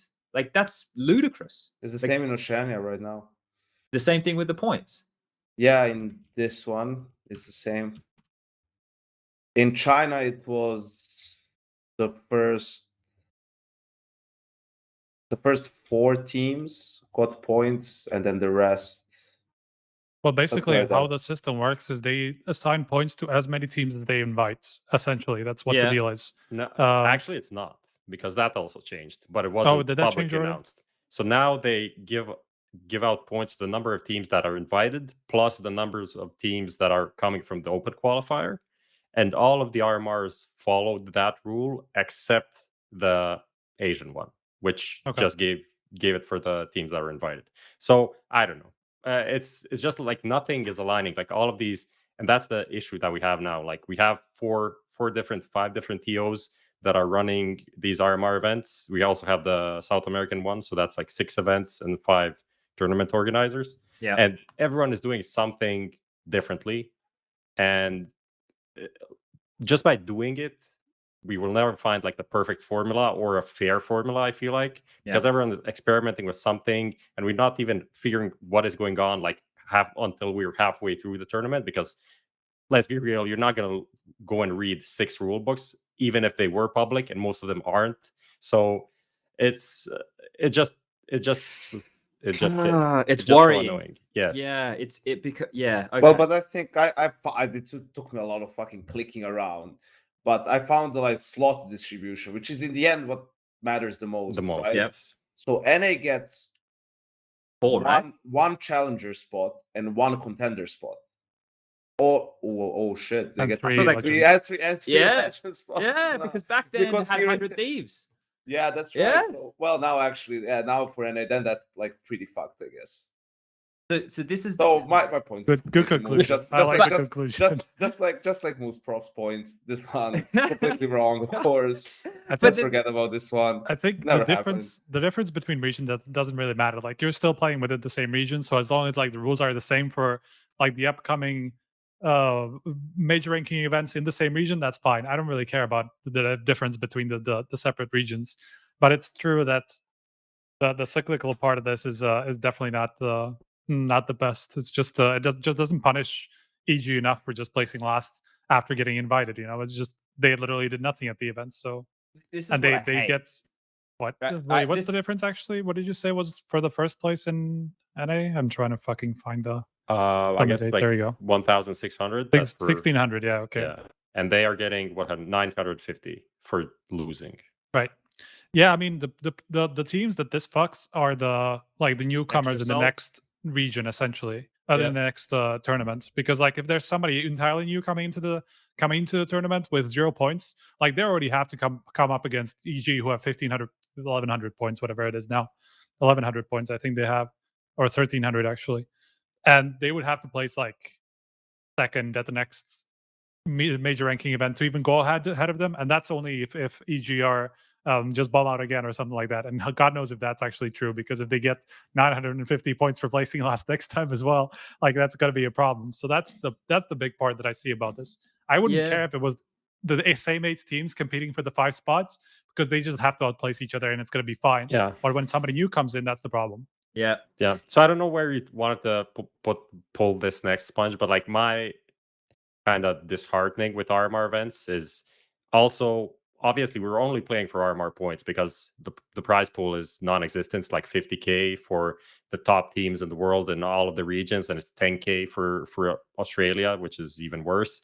But these are just like essentially events to rank teams, but they're not events like standalone. Standalone, they have no value, and no one really cares about them except for this, which I feel like is not what the original plan was. I think the original plan was we'll find a couple of events and we'll rate how people perform at those events, and that will help us determine the rankings for the major, right? It's not like some kind of random test event where we'll just like, okay, how we perform here, this should be reflective of the actual strength of the teams. I think we won't get the best teams just because of all of these clusterfucks that are going on. I'm not saying we're not going to get all of the best teams, but it's not going to be ideal. No, it's not but- going to be as better as good as it could be. as good as it could be. That's the thing. But that's the thing, Prof. And I'm sure that everybody sitting here in this, not the chat, everybody, the 4 of us, we've all gone through these major cycles, right? And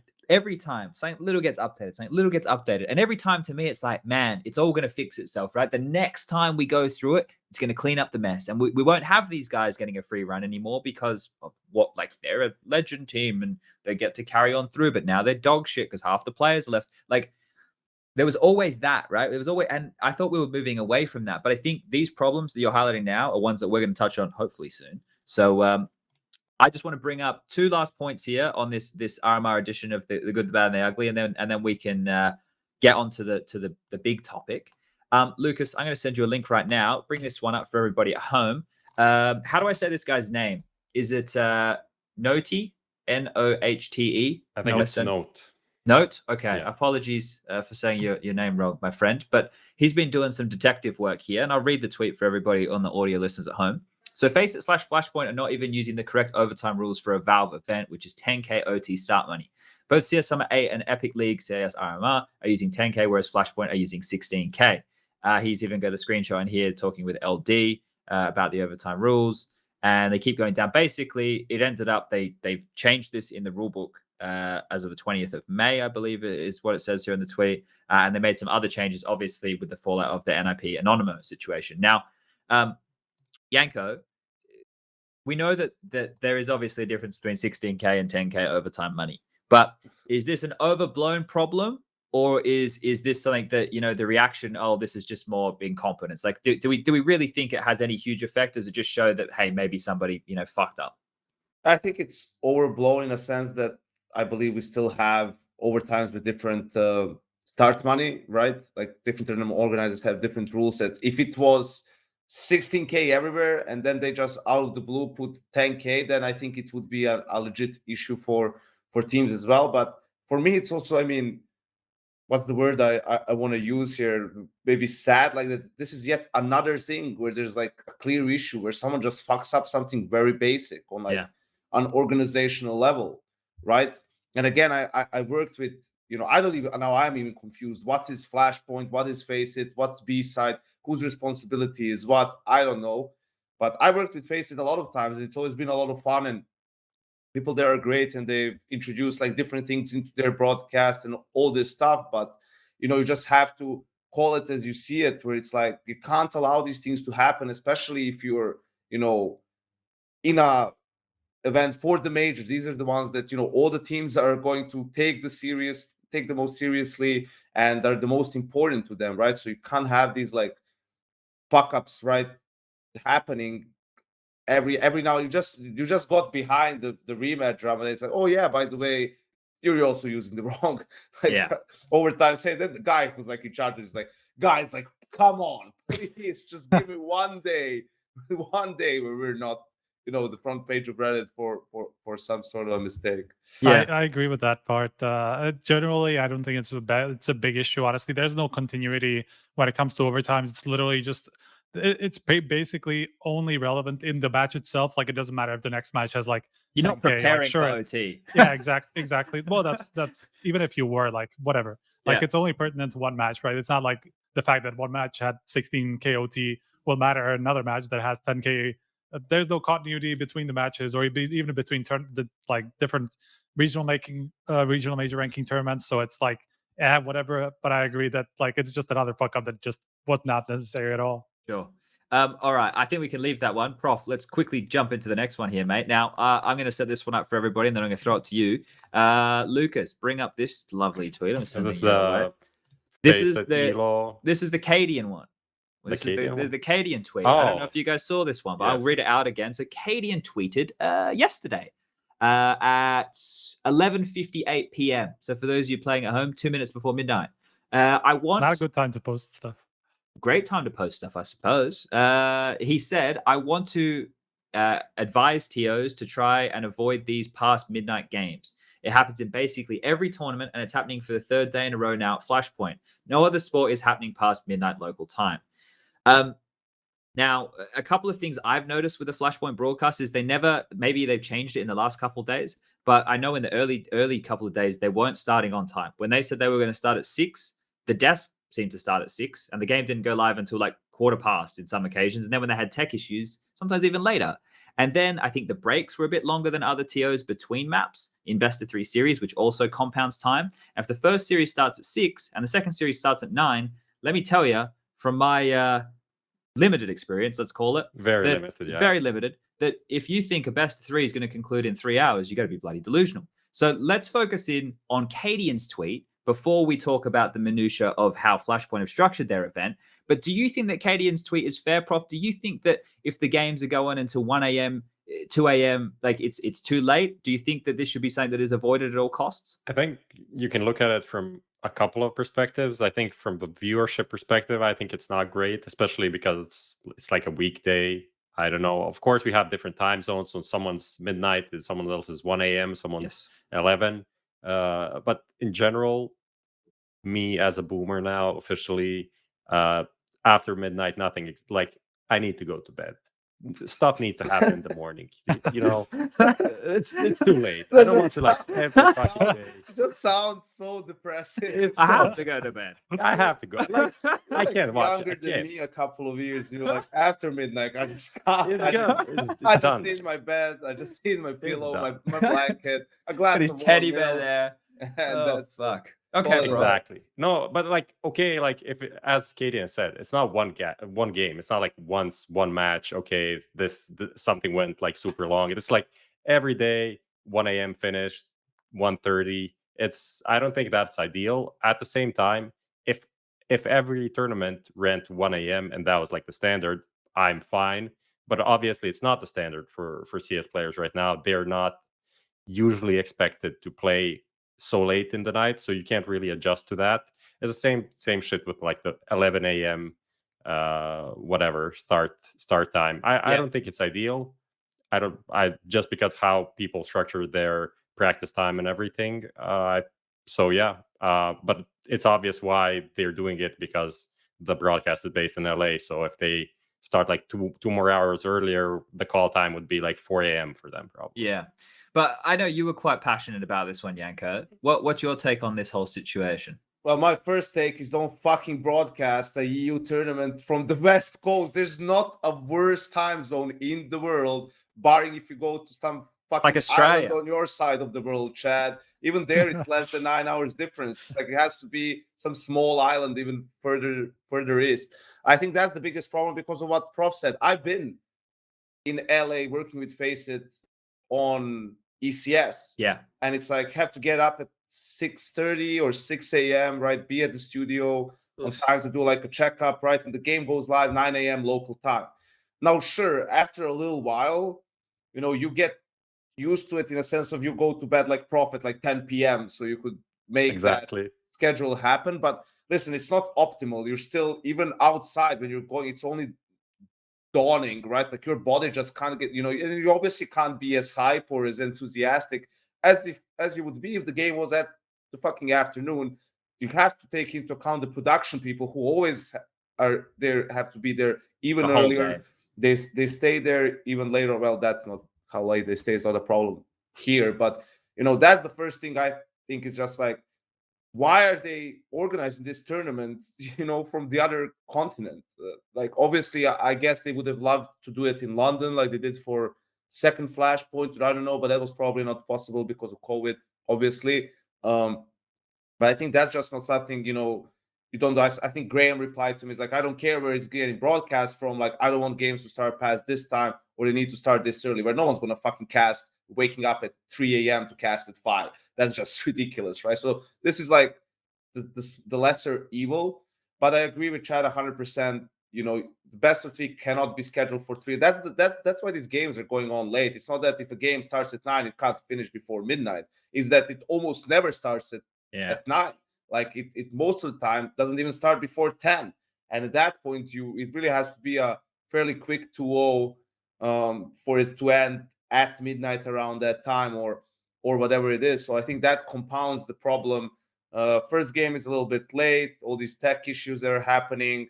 Then the second game just starts later, and especially if it's a close affair like we saw last night with G2 NAP, if it goes 3 maps. I agree, like, barring some mad technical issue or some Overtime unforeseen games. problem, right? Some mad overtimes which you can't really account for. Like if a game is over, a match is over in 3 maps without OTs, even if it's like close game, 16-12, 16-13, you feel like it doesn't have to be over at 1 a.m.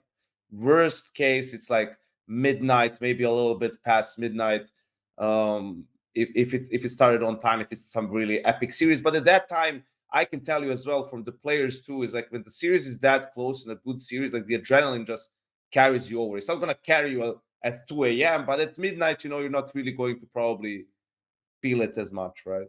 And sorry, one last thing is, like, we need to be aware also, there's a reason why sports matches everywhere are, prime time is like 8:45, sometime like that. And sure, they have a hard time restraint in those games, but you need to be on at prime time for your whatever broadcast to attract people, hence attract sponsors, hence attract money. So we can't come to the conclusion here cannot be the game at the latest can start at 7 or something like that. Like, I think anything between 8 and 9 is reasonable, maybe that 8:45, something like that, right? And if the game goes longer, like, just as a player, you need to be aware of that and deal with it. And as a team, you need to schedule your day around that possibility, right? Sure. Striker, you got anything on this one? Nah, not really. I agree with everything that's been said. And there was another little fun one which cropped up here. Now, this one here, we're quickly going to slap up and then we're going to go to a quick little break, ladies and gents. But I'll throw this one up. I'll read it out for everybody playing at home. I'll even put it in the chat in case you guys want to look at it too. Okay, so this one is tweeted from MacMate. He's a commentator from Australia. And he tweeted and he said, FACEIT ELO used to determine seedings for the RMR tournament. Am I hearing this correctly? Now, I haven't been keeping my finger on the pulse of Australian Counter-Strike in some time. I've been a negligent father, unfortunately. But Prof, did you say this has happened previously? This has happened with other stuff? Or was I making stuff up? I think this happened in other places as well, yes. I think it's actually not that weird for this to happen in tournaments or qualifiers that aren't being run by like the top organizers. It's just like this is the default way FACEIT brackets would be seeded. Like if you just make a cup, like you go on FACEIT.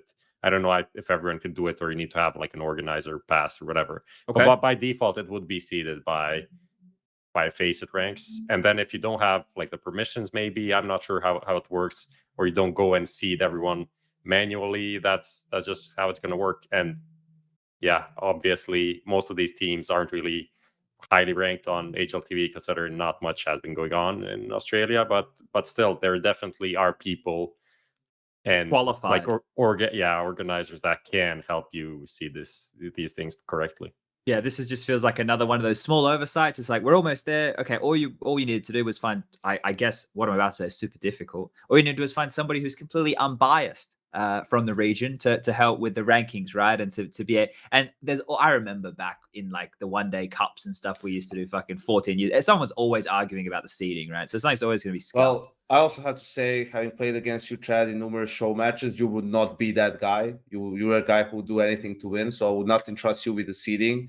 But I think your mate Gomez, I would trust him. Even though he's with the team, Yeah, he just seems like a stand-up guy. You know, I would give the keys to the kingdom, keys of the kingdom to him. yeah, and he probably would just go, I can't do it because I'm involved with order, but this guy who I know can do it would. And Gomez should really, if anybody is wanting to do anything in Australia or Oceania or even Southeast Asia with Counter-Strike, go to Gomez, right? Go to Gomez. He's probably got enough on his plate. He's going to hate that I've done this, but he's an adult. He's a smart guy, and he's been around for a long time. Let's leave this one here. Dude. This is what we're going to do. This is the warning for Striker, Prof, Lucas, and Yanko. And you viewers at home, we're about to go to an ad break. It's going to be a quick ad break. But if you guys need to run to piss or get a drink, your time starts now. Lucas, 5, 4, 3, 2, 1. Go to the The Xtrfy M42 RGB, what a fun mouse with 5 colorways, lightweight frame at just 59 grams with a swappable backplate to suit your grip style, the sensor, the easy core, the smooth skates, and driverless control for RGB and DPI is why you should check out the M42 RGB down below. These bombs go to the teammates. I wanna see you rolling fast. Win the round. Win the game. Match, your esports teammate. Welcome back. Yanko's just quickly dipped on off. He'll be back any second, but we can get this one started and he can jump on in as soon as he's returned. So the big news, and probably the thing which would have taken out the lion's share of recent news if we decided to lob it there, was to do with the Valve announcement, or the Valve, I guess, email that went out to everybody and came across HLTV.org's desk about majors in 2022 and 2023. Now, obviously, this is under the assumption, I want to preface this, it's under the assumption that obviously the world goes back to kind of a normal functioning state where COVID isn't hindering everything we can all possibly do, right? That is the base level assumption. Just before I read all the comments and people are like, Chad didn't even consider this.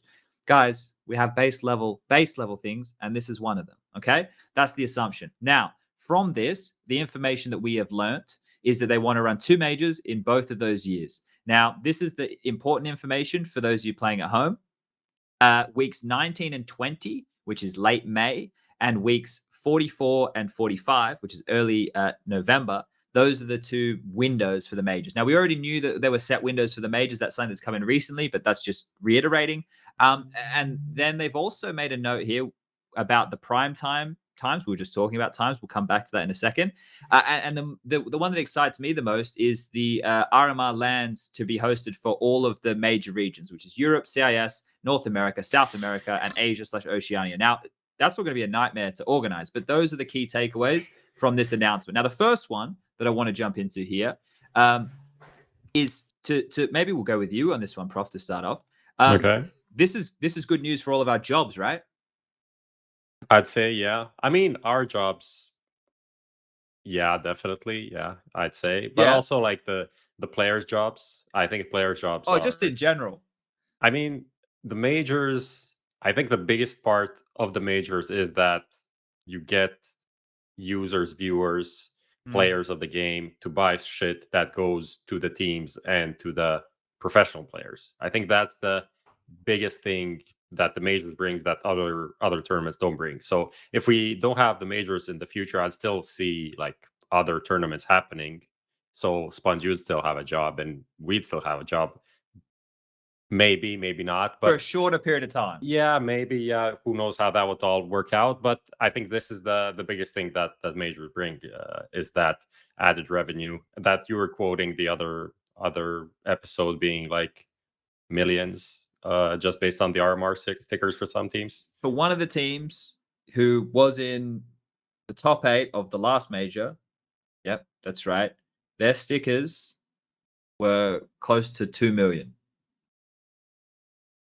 But that was in terms of what went to the team/player, and then I like how none of us reacted really surprised. Yeah, we've already had this information before from chat, so it's like I think that was total. I think that was the total, not the split, right? So, but just another thing, I think obviously that amount is what goes to the team, and then obviously depending on their contract negotiation to the players. But there's the other half of that, which is what Valve pocket, right? Yeah, Valve pocket that's 50%? what I was. Okay, I think it was 50%. Yeah.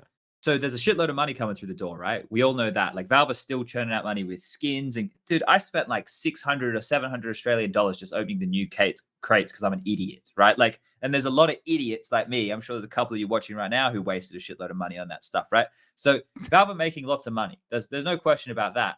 The fact that they have the fact that they have announced this majors in, we're projecting 2.5 years from now, right? We're projecting 2.5 years from now means that, or at least tells me that we're not expecting a new Counter-Strike anytime soon, right? Like, does anybody else kind of get that vibe? Yeah, I I guess maybe like only. I guess it doesn't. I guess it can still be updated in a significant way, right? Patch or all True. this source 2 talk that could still happen, and but I do agree we're not going to see a completely new game. Yeah, I like think if I they think that's port, a change of. I think that's just a change of how the gaming world has evolved. Like, okay, of course you see some new games, but if you look at, for example, League of Legends or Dota, it's just going through periodical, like very significant changes, but it's not an entirely new game. And Mhm. it's pretty much, if you look at CSGO, it maybe hasn't been as significant, but we've still gotten updates that, like, look at how the game looked fucking 9 years ago when it came out. Like, this is a very different game. Yeah. Like, you could say that it's basically like an entirely different version now, based on like a lot of those incremental definitely updates. is. So I think I'm not even sure if there's supposed to be like a new game at some point. Maybe they're gonna rename it or whatever, but maybe it's just gonna be a bunch of updates that's gonna come through. Did you guys discuss the dates at all? Yeah, Because I want to talk about how fucking stupid the players are, basically, because they are Okay. the ones through CSPPA who told Valve that the majors have to be mid-season Yeah. instead of like anything that makes sense at the end of the season. Like the biggest tournament is there to, for the culmination of the season. They hate it when it was early because they're always bitching about, we just came for vacation, everyone's rusty, like we don't want the majors to be then. So we wanted like mid-season because then everyone's like at the height of it and you warmed up, and then the major ends and everyone wants to make changes, and then the 3 next tournaments are complete dog shit because either teams can't make changes until the player break, or they just made changes but there's no time to practice with the new lineups. They're all shit, and we're sitting there on the desk, me and Chad, for a million times saying, well, they just need more time, they just made a change. We have no idea what's going to happen. It's just so ridiculous, right? So I would love it if it was in any way possible. I think it's too late now for there to be, another meeting about this, and just move those dates to the end of the year. And then for teams who are saying, like, oh, but there's, a lot of tournaments like at the end of the year. Well, just pick your fucking battles, right? Like, do you want the major, or do you want to play, I don't know. Yeah, something like that. I mean, which sucks, which is what Astralis did a couple of years back. They actually skipped Cologne for PGL. It was 2017 and didn't went great for them there. But I mean, it's a tough call, but you can make it one way or another, right? I think that's where the problem of having like a lot of tournaments and all of these finishes of leagues or circuits at the end as well. Like that even forced Blast for their global final, which has like 15 million. I said something like, it's a crazy prize. It's a big tournament for it to be in fucking January, which is what nobody wants to see, right? It also shortens your break. Like you can win $1 million if you're first. You're not gonna take like 10 days off your vacation. Yeah, you probably fucking are. So I think I hate that part, but the one part I do like about the date is that for the RMR, Valve exactly put which week it has to be. Each year, so at least the TOs know in advance, okay, this week is blocked for that, which is going to save some of the woes that we experienced obviously very recently, right? We've all felt this. Look, one of the things I want to make clear for people at home as well is that what everybody is experiencing right now is new territory in everything, right? In life because of COVID, and in esports because it's esports, right? I need people to really understand that, because it's very easy to sit in your armchair at home with your fucking Coca-Cola in one hand and say, why don't they do this? Coke Zero, why have... Coke Zero. It's Coke Zero. Sorry, I'm not up with the memes. But what like the question is like why not the question. The point is nobody knows what the best solution is, right? Everybody is trying to find their way with the best solution. And we're trying a bunch of different things. Some things look clearly good, some things look clearly bad, some things go to shit that we think were good, right? Like we're all learning and experimenting here. Now, this is where we're not going to shift immediately into the conversation, but this is the direction we're going. Is this did you bring up the calendar I just linked you, Lucas? I didn't ask for it, did I? Sorry. You just linked it. Oh, so yeah, this calendar, right, guys? This is just a complete mock-up, right? So this is 2022 dates. I've just put it in green, the boxes. The first box is in April. That's week 14. That's what Yanko was talking about with the RMR. So all of those 5 regions we spoke about will have their RMR events on LAN, presumably either in their region or all flown to one area to play their events, and we see what happens, right? But the point is that has to be played in that week. And then the major is what, 4 weeks later, right? And then you can see the block. That's 2-week block in the middle of May. Then we're going to have the play break. The dates aren't announced just yet for the play break in 2022, I don't believe. But if this year's anything to go off, it's late July or it's middle of July until the middle of August, right? Something like that. Then you're going to come back. You're going to have a month. Well, I'm sorry to cut you off, but do you think because you saw the uproar from the players for when the first tournament was scheduled this summer, right? And everyone's complaining about, well, we don't have really 4 weeks off if the tournament starts the next day. So I'm guessing they're going to start the talks for prolonging the break from 4 weeks to like at least 5, maybe even 6, right? So they can actually like be on vacation for 4 weeks and then play for 2 weeks and then the tournament starts. So I wouldn't be surprised if that changes before like 2020. I don't know 2022, but maybe for 2023 if they change that stuff. It's going to be crazy to watch them actually cut off their nose to spite their face. Like when the salaries slowly get smaller and the TOs who are putting on the $250,000 tournaments every second weekend are like, well, we can't run these anymore because you guys are on holidays. And like everything slowly starts to get sucked away and they go, no, but we wanted that money. But we wanted it. It's going to, well, sorry, guys. You guys chose that we did what you wanted. We've done what you wanted the whole time. And now we find ourselves in this mess. I can't wait for that to happen because right now we're letting the fucking patients run the asylum. It's actually ludicrous that we're allowing 18 to late 20s be the ones deciding all of the major stuff in our scene. It's so I think this is a great topic. I don't think it's anywhere in the fucking thing. But this was my point.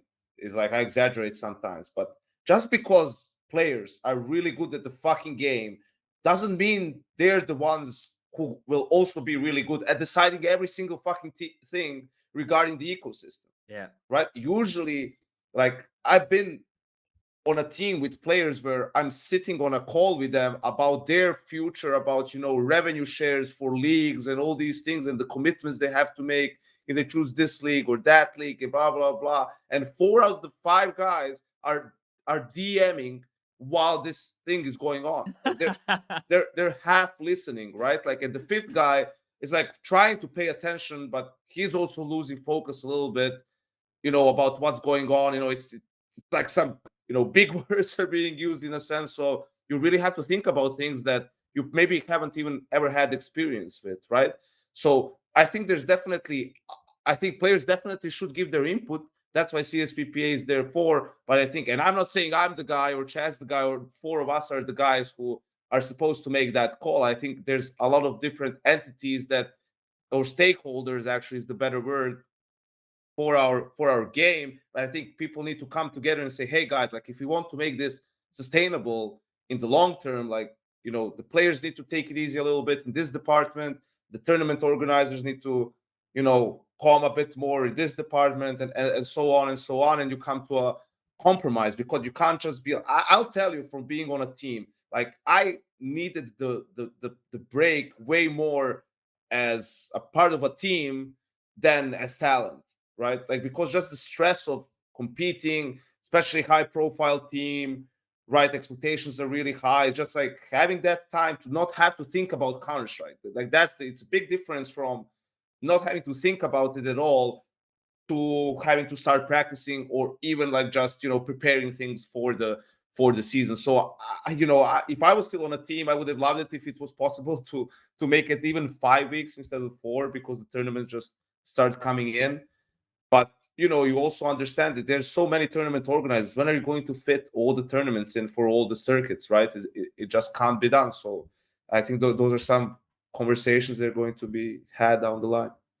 Let's do this. All right, let's do this. Let's pivot into this big conversation about the ecosystem, right? Because we just touched on this major news and it's going to come up in the conversation we're about to have. So let's pivot into this, right?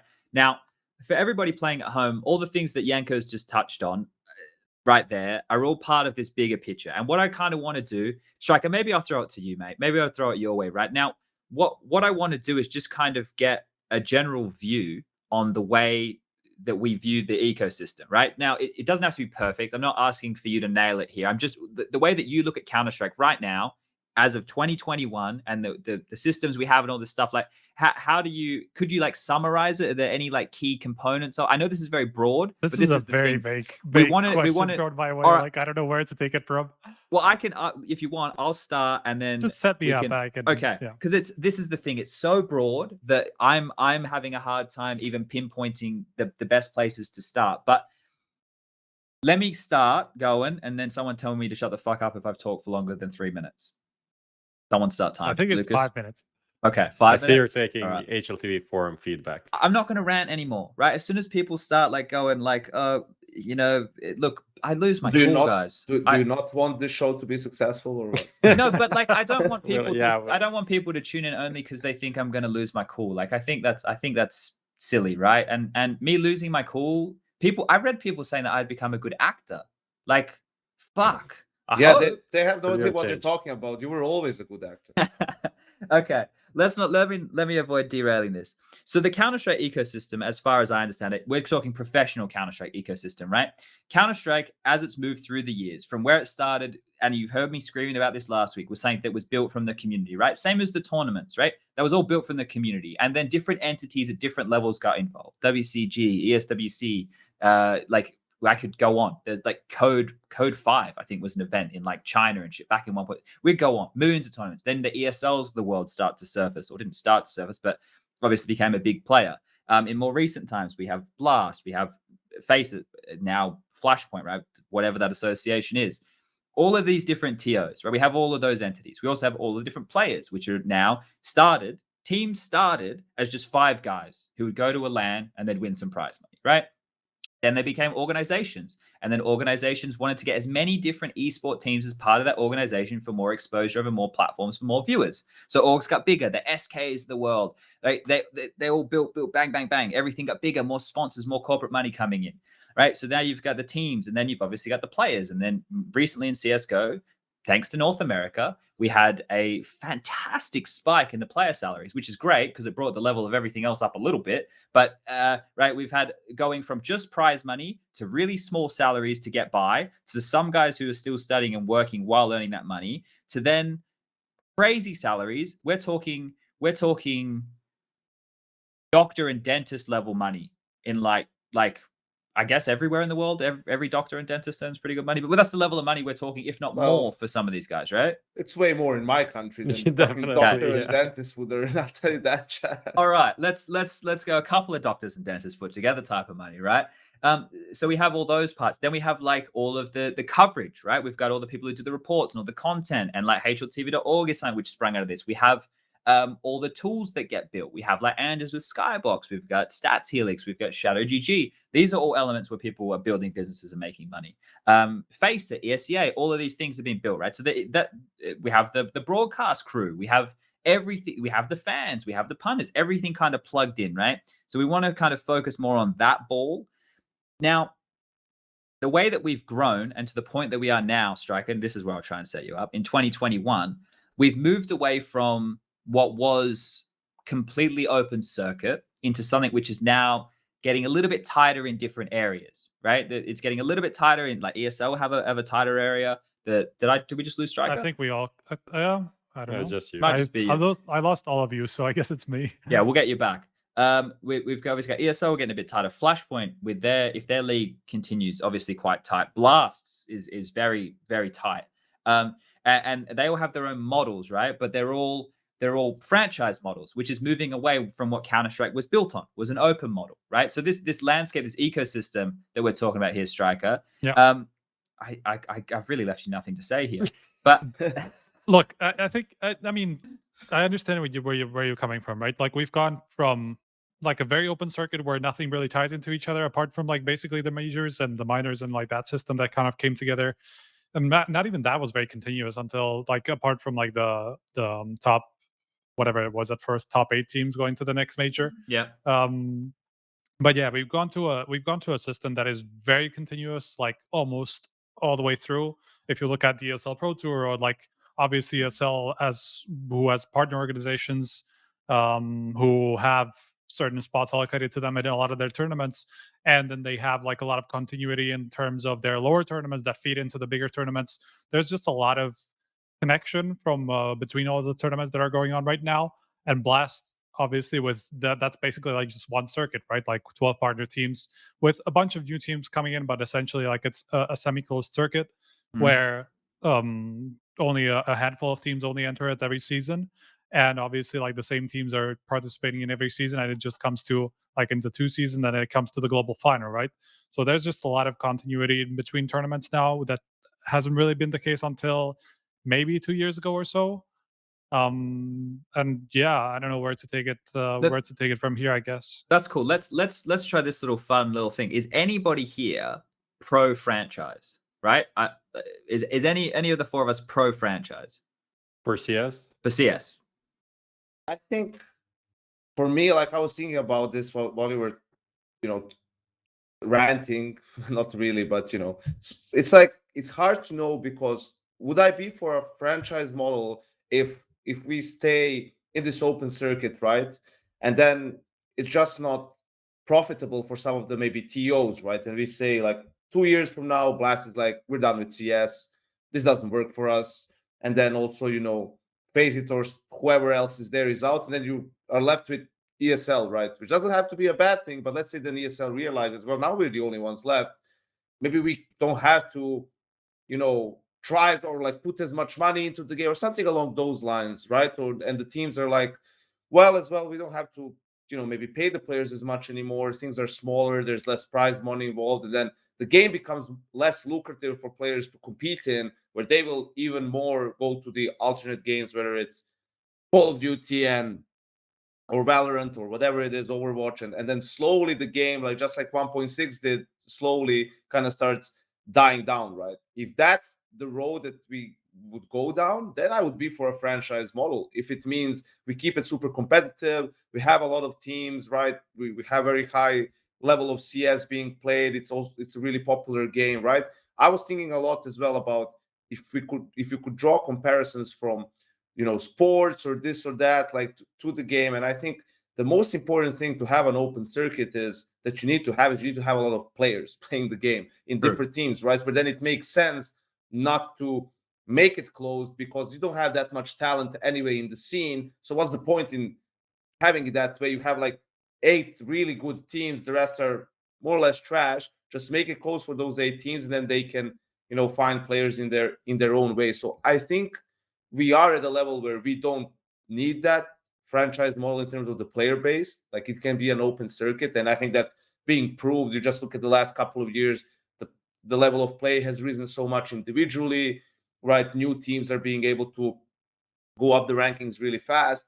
So what it's going to come down to, if the open circuit is sustainable, is whether it's sustainable for the tournament organizers in the longer run. Can they find a way to better monetize their broadcasts, so it's not just all dependent on new rounds of funding and investment money being pumped into, and the business itself not being profitable, right? So it's almost an arms race of sorts, right? Like how long can you sustain yourself on borrowed money, on borrowed time, before we get enough attention from whether it's the mainstream media or the sponsors who are going to give you, Twitch coming in and paying you proper money for exclusive rights, where you can be like, okay, like we can actually not, do our business with a loss just thanks to this deal and maybe one big name sponsor that we have for the circuit, right? And that's something that's without being in the company and knowing the numbers and all of that stuff, it's impossible to tell. But my hope is that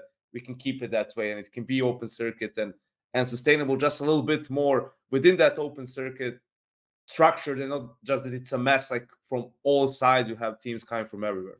Yeah, I think Yeah. my main, yeah, Yeah. I guess the reason why I think, and I'm not saying that I necessarily wanted this to happen, but I think why I think it would be a good idea to have a franchise, or at least like a semi-franchised model for all of Counter-Strike. I mean, obviously, it just comes down to the financials, right? Because Mhm. there's essentially at this point there's not enough money going around for the amount of entities that are in the game. Whether it's from the amount of teams that we have, there's like 100 teams that are getting paid. They are just gaining a lot of attention from like a lot of the same sponsors, but they're not just like, imagine if there were just half the teams about the same amount of money going to them from the sponsors, because like the viewership is still the same or whatever. Yeah. Fewer teams would just have more money, right? So that's like one way you could do it, where But you do we just like want that? force. I'm not saying we want that. I'm saying that would be one solution to like the financial side of things, because like that's the biggest problem that everybody's kind of complaining about, right? Whether it's tournament organizers or the teams, that they're Well, just paying more that they could actually get back. Well, So what's the team angle there, Striker? Just sorry to interrupt. The team angle, a team saying that they don't have the money to pay these salaries? well, I mean, they only have the money because of investment, right? And not, it's not necessarily that something that they're getting back. There are too many teams for viewers to basically like buy jerseys and all that stuff. Like there's too much. There's not enough. I guess not enough money going to all of them, right? Like you have fucking hundreds of teams almost you can choose from whom you can buy merchandise, right? And like if you have so many options, it's never going to be like a small enough number of But- teams for them to be all sustainable, right? It can't, and not everybody can be sustainable with how many entities there are in the game. And that just comes down to teams and tournament organizers who are kind of dealing with the same issue, right? There's just too many tournaments at this point and not enough like sponsorship money or just like the whatever merchandise money, whatever they make money out of, right? But Yeah. that's also up to the orgs though, because like you make yourself lucrative by look at G2 for example, with all the memeing around, right? Like it's fun to be a G2 fan, regardless of how the fucking team is doing, right? Just I following 100% around agree. Yeah. and looking what they do, and you have these orgs that stand out, you know, G2, Cloud9, Liquid, the big orgs. I think they're all profitable at this point, but you know, they're unique. For some, it's because of results from their team. For others, it's because of their social media or content and all of that stuff. And I think orgs are as well starting to figure out ways to monetize themselves better, so that becomes less of an issue. And something that I don't think we mentioned for maybe even the newer viewers, why do even partner teams exist? Why does ESL partner Yeah. with teams? Well, it's because they want to secure a high enough level of play at the tournament. Because what happened, you know, a couple of years back is you would have only a couple of spots for invite. There would be qualifiers and all this stuff, and you would have, you know, a top 5 ranked team, you know, either not qualify or, you know, they decide to skip your tournament in favor of a different tournament that's like coming close that's larger. So this way you lock teams in, which secures for you like basically good content. At the end of the day, you know, even watching games is content, good matches that equals good content. So that's why this is happening, because they as well, you know, you pour a lot of money into the tournament and you end up with like either a shit bracket or something like that. And you know, the tournament is amazing, the broadcast is great, there's a lot of cool content, assets, analysis, whatever, but that can all go to shit. You know, it's only going to be as good as the games that you get,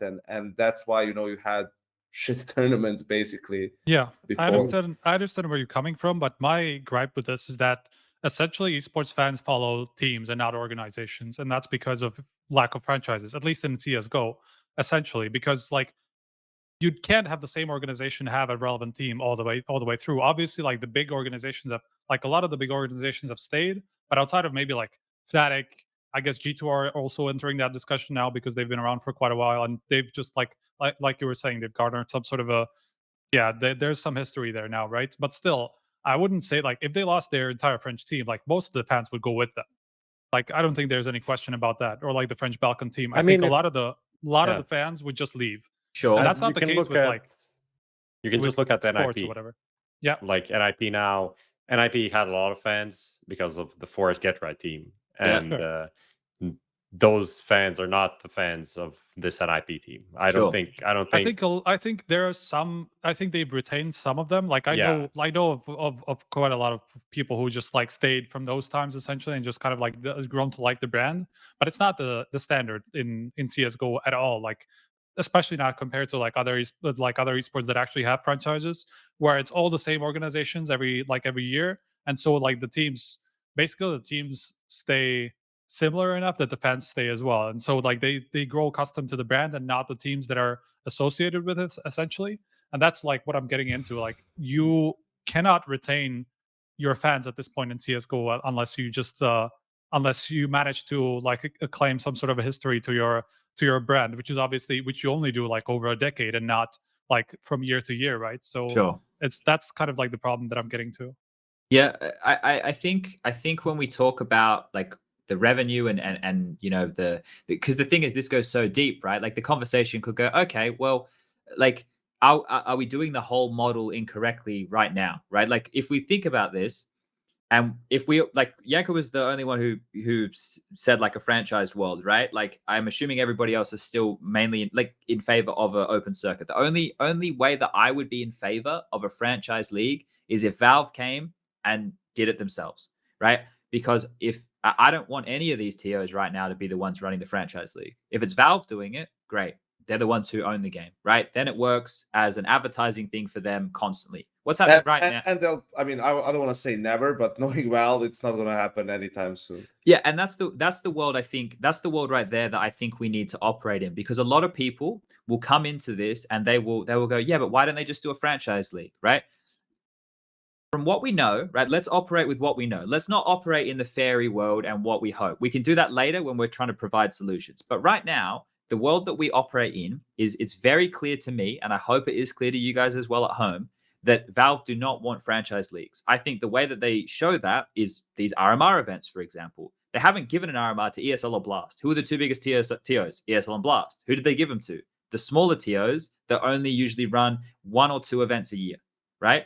That is their way of taking the power away from the big boys and shifting it over here and giving the flashpoints, giving the summits, giving the epic lands, the whatevers a chance to be able to put on a show, potentially get a little bit of revenue going, get some eyes on them and show what, you know, keep that competition of the open circuit going. Because it's very easy with the way that Flashpoint, ESL, and Blast have all locked up teams for these other guys to be left with only scraps, right? We've seen the land suite, the home sweet home, like those guys, they've done a great job in the tier 2 of nurturing the new names, right? And they've done a fantastic job of this while the big boys have been too busy fighting each other instead of playing by the rules that it should be, right? Like I'm under the impression, I think that the Blast circuit is not great. I think the ESL Pro Tour is not great. And I think the Flashpoints thing is not great. I think all of them are quite different in the way that they approach everything. But I think that all of them, unfortunately, are doing us a disservice in the long run.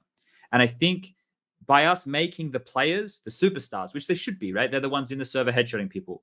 But the thing that we've put to the side of that we let fall off was the importance of the competition. Every single person, right? As an Aussie, and I'm going to, maybe this is culturally sound for every country, but everybody seems to love a fucking underdog, right? Everybody loves a Cinderella story. Everybody likes to believe that Tom, Dick, and Harry, the guy down the road, your next door neighbor, even yourself, who maybe doesn't put in that much effort, can be great at something, right? That's the whole story. That's the whole thing. If you had a closed circuit, you have, Yanko touched on it before, you've got League of Legends, you've got the Call of Duty stuff, you got the Overwatch stuff. They're probably the 3 best examples I can think of right now of closed circuits. So there's a certain amount of teams. Those teams buy in with VC money, which they don't have, by the way. That VC money, boys, fucking hell. It's going to dry up real quick.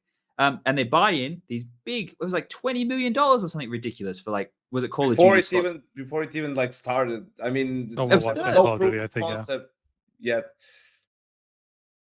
Yeah, no, but that's the point, right? Is these franchise leagues are banking on being able to do what the NBA's done or the NFL's done, right? But they don't even exist yet. The difference is with Counter-Strike, I feel like you could make that argument because we've been around for 20 years and you go, okay, well, we can shift these names and legacies into this, but I don't think that facilitates what Counter-Strike is. I think that Counter-Strike, in my mind, the way that I look at it, is like tennis meets mixed martial arts, right? In terms of the competitive openness of it, right? Like tennis, the best tennis players don't go to every fucking APT stop, right? They'll go to the big ones and the ones they need to get points.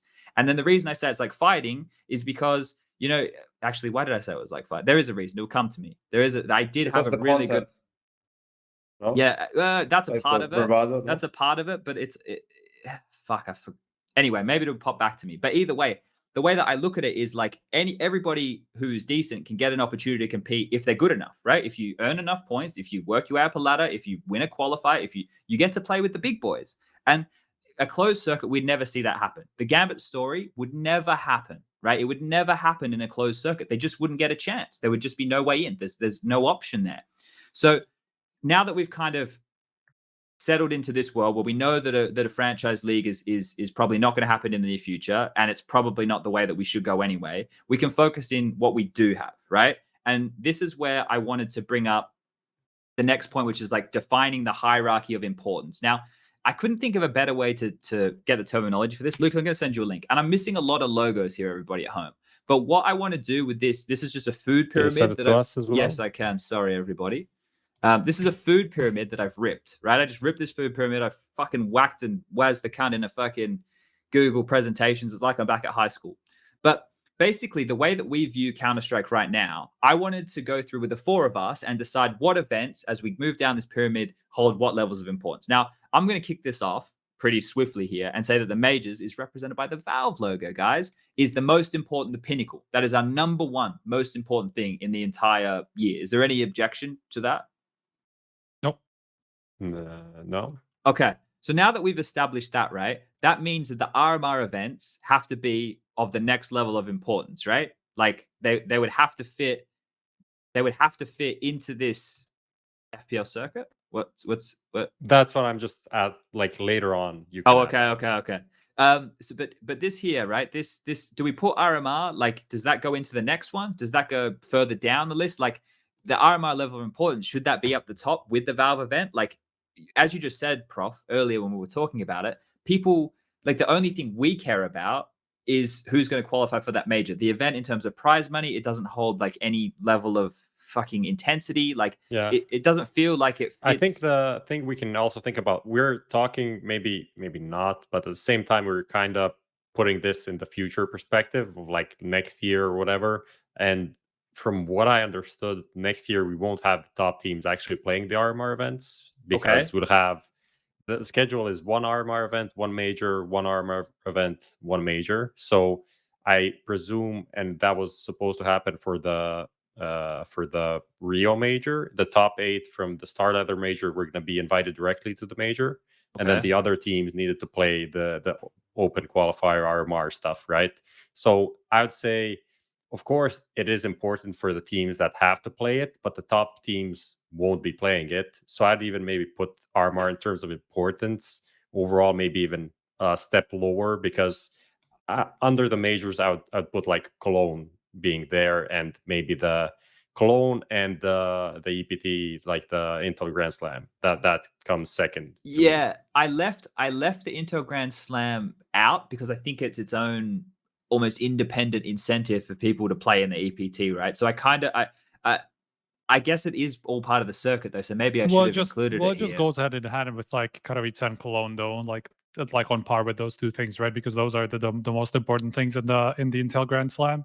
So it's like we can kind of substitute that then and assign it to like a Katowice and Cologne importance essentially. So we don't necessarily need the Intel Grand. Like, it's not an entity, right? It's just like a set of tournaments that you need to win to win it, right? So okay, so are we happy with the RMR there for now? We can obviously adjust as we go. I like the logic there. So that Prof outline, where it's just like it's essentially a qualifier, right? Like the half of the teams are still going to be coming from like the previous major or whatever the number is going to be. I don't know exactly. So it's just like a qualifier to the major. It's important, but it's not like on par with like a Katowice or a Cologne. I agree with that. Okay, Yanko. Now Katowice and Cologne, are you agreeing with Prof and Striker that they should be in the second tier? Yeah, definitely. Second tier, 2 of them, and the global final, I'll put that in the second tier. The Blast? Well. The Blast global final, yeah. I was going to say the same thing, purely because I think even though I don't love their group stage part of their circuit, when you do get the showdown, hopefully the better teams win. And obviously for their global finals, right?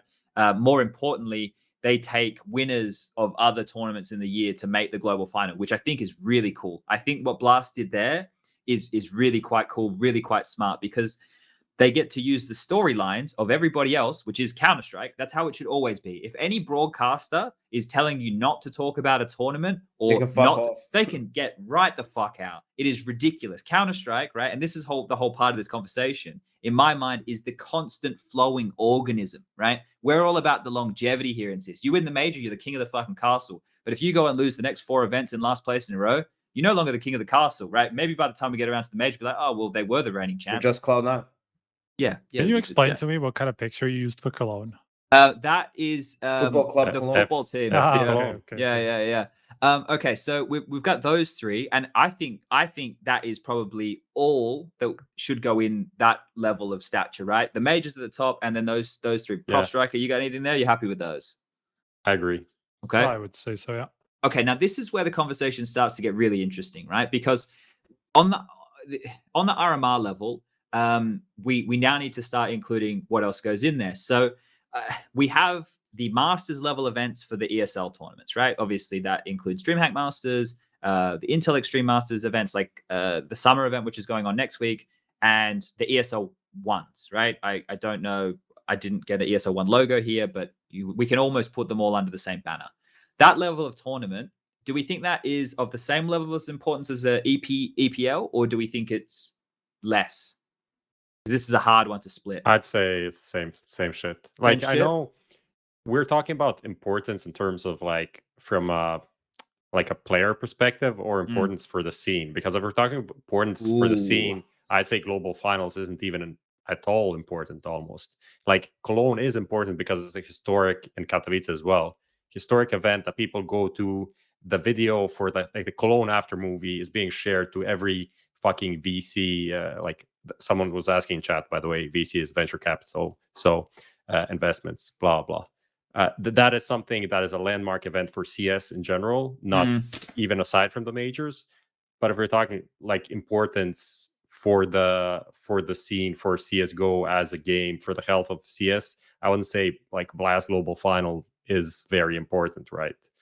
Yeah, so that's. I think we just need to define that. Let's go from the player standpoint, which I also think is like the fan standpoint, right? Which should the fans be getting excited about as well, right?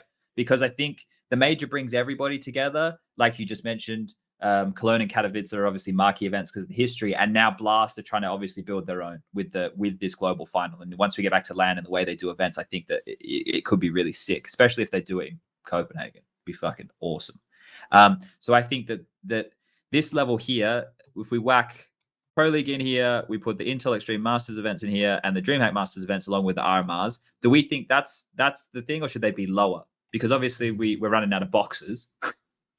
That is.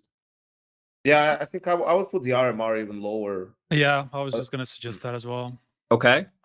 I think the thing is, like, I also see Pro League as higher than both Masters and IEM. I actually don't. No? I think it's the same thing.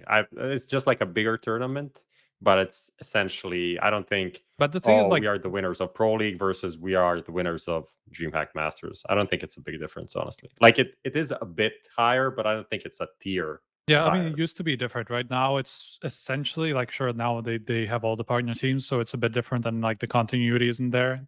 Historically, it would have been pretty different, I would say, just because there are like 10 different IEM events and DreamHack Masters event during a year, and then there's only 2 seasons of ESL Pro League. The prize pool is also quite significantly higher in the Pro League. It's like 750,000 compared to like 250 usually for IEMs. So that's like what my logic was there. That Pro League should probably go above.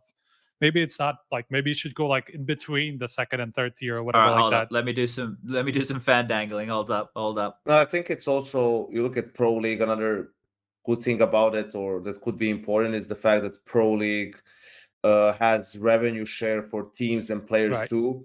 So like, not just money, I'm not just talking about the financial side of it, but also as a concept, right? To see if it's something that's viable long term, like that could make sense. That's sort of a partnership. It's what most leagues, franchise leagues look like, where there's a revenue share between, the clubs and the players, basically. So yeah, I think that's fine. It does. I do work for ESL at their events, but I have no inside information about what I'm going to say. It does seem like they're trying to phase out this ESL One brand.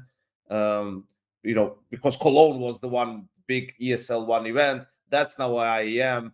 The other Katowice is IEM. Sydney, a pretty cool one, was IEM. It was always like Oakland one in NA. That was IEM. The only other one was like ESL One New York, which they can also easily switch into an IEM. So that would it make was an IEM last time. Yeah, so that would make it like simpler for all of us to keep Yeah. track as well. And then it seems like I was going to say, I also always have a lot of fun with DreamHack, especially when I was working their events. But the Masters also, I think, because of when they are in the schedule, it was always a tournament that, like, if we had to skip one, that would probably be the one. The prize money is similar to some other ones, but then like there was, you get more points from some of the other tournaments, blah blah blah blah blah, something along those lines. So, but it does seem that if the way they're reorganizing it, maybe the Masters are going to be there and be like, a more kind of maybe even differently run type of a tournament, like differently broadcast. I'm not sure, but if you're looking at tournaments that they could live it out, basically, is what I'm trying to say. That would probably be the next one in the line when it comes to tier 1 teams being there, right? Obviously, like there's other ones like the DreamHack Opens, I think, are awesome for what they're meant to do. Okay. Yeah, I think what you're missing in this tier are the Blast finals, like the spring and fall finals. I think you have the spring series, which is the group stages. Fuck, I forgot to get a Blast finals one. Okay, yep. Let me sort that out. Sorry, everyone. I fucked up there. Well, let me grab it and I'll re-edit it. I agree with that for sure. My keyboard's gonna get picked up while I. But you can see, like, just like while Chad is doing his magic tricks, like this is already like probably 2/3 of your available schedule in the year, right? If not even more. It's literally the whole schedule. This is for the top teams, the whole schedule. I was Pretty actually like thinking about I didn't want to like go too crazy. Well, but there's still the Blast Premier, right? Which is kind of like a relatively decent chunk of that schedule, right? But like apart from that, this is it. Well, for the team, it's actually you're just there for 1 week. If you don't do the showdown, like it doesn't take too much of this time. And even the showdown is again just 1 more week. Right, okay. But I mean, that's the but overall, like both finals are like, let's say 2 weeks, and then both spring series are like another 2 weeks or whatever. Like that's like a month of a year, so it's not insignificant. Yeah, so that's the thing, right? Like we've kept saying how all of these tournaments are really important, and then that's it. Like that's your whole circuit. Like you don't have really time for anything else. And sure, tier 1 teams, yes, but also tier 2 teams play at all of these tournaments. But they are not that comfortable, and they're not a partner team. Let's say take Big as an example for that, right? Like they are good enough to play, like even make a deep run, maybe even win some of these tournaments, but you can't rely on them to do it every single time. So they probably have to play, your DreamHack Open here and there, and a Snow Sweet Snow or something along those lines, which is like, how are you gonna then like fit everything into your schedule? It's pretty crazy. Big they became a Blast partner team. They did at the start of the year, right? Took the 100 Thieves, not took. Then maybe like let's say a Spirit or someone like that. Yeah. So what are we doing? Are we adding anything else to this tier? Because for me, like I think that the problem I have with this one right here, which is the group stages, this is just assume this is the 2 group stages every year, everybody. I'm only going to do one thing for it. The problem I have with this is the fact that the 12 teams are invited every time. And not only are those 12 teams invited every time, half of the teams make it through to the finals, right? And then the other half get another shot in the showdown. Like, it's I think the Blast group stages production wise were so good. They were great. And that's what really carried the show through. Because realistically, that when either me or Chad were working on that event. Chad was working on the first one. Yeah, I was on the first one. Yeah. Then it got better, right, bro? And then it definitely improved massively. But yeah, it's not that actually that exciting in terms of the results. So that's kind of a give and take right there. But I'd go for them in the group stages in the next tier with the RMRs, probably the showdown there as well.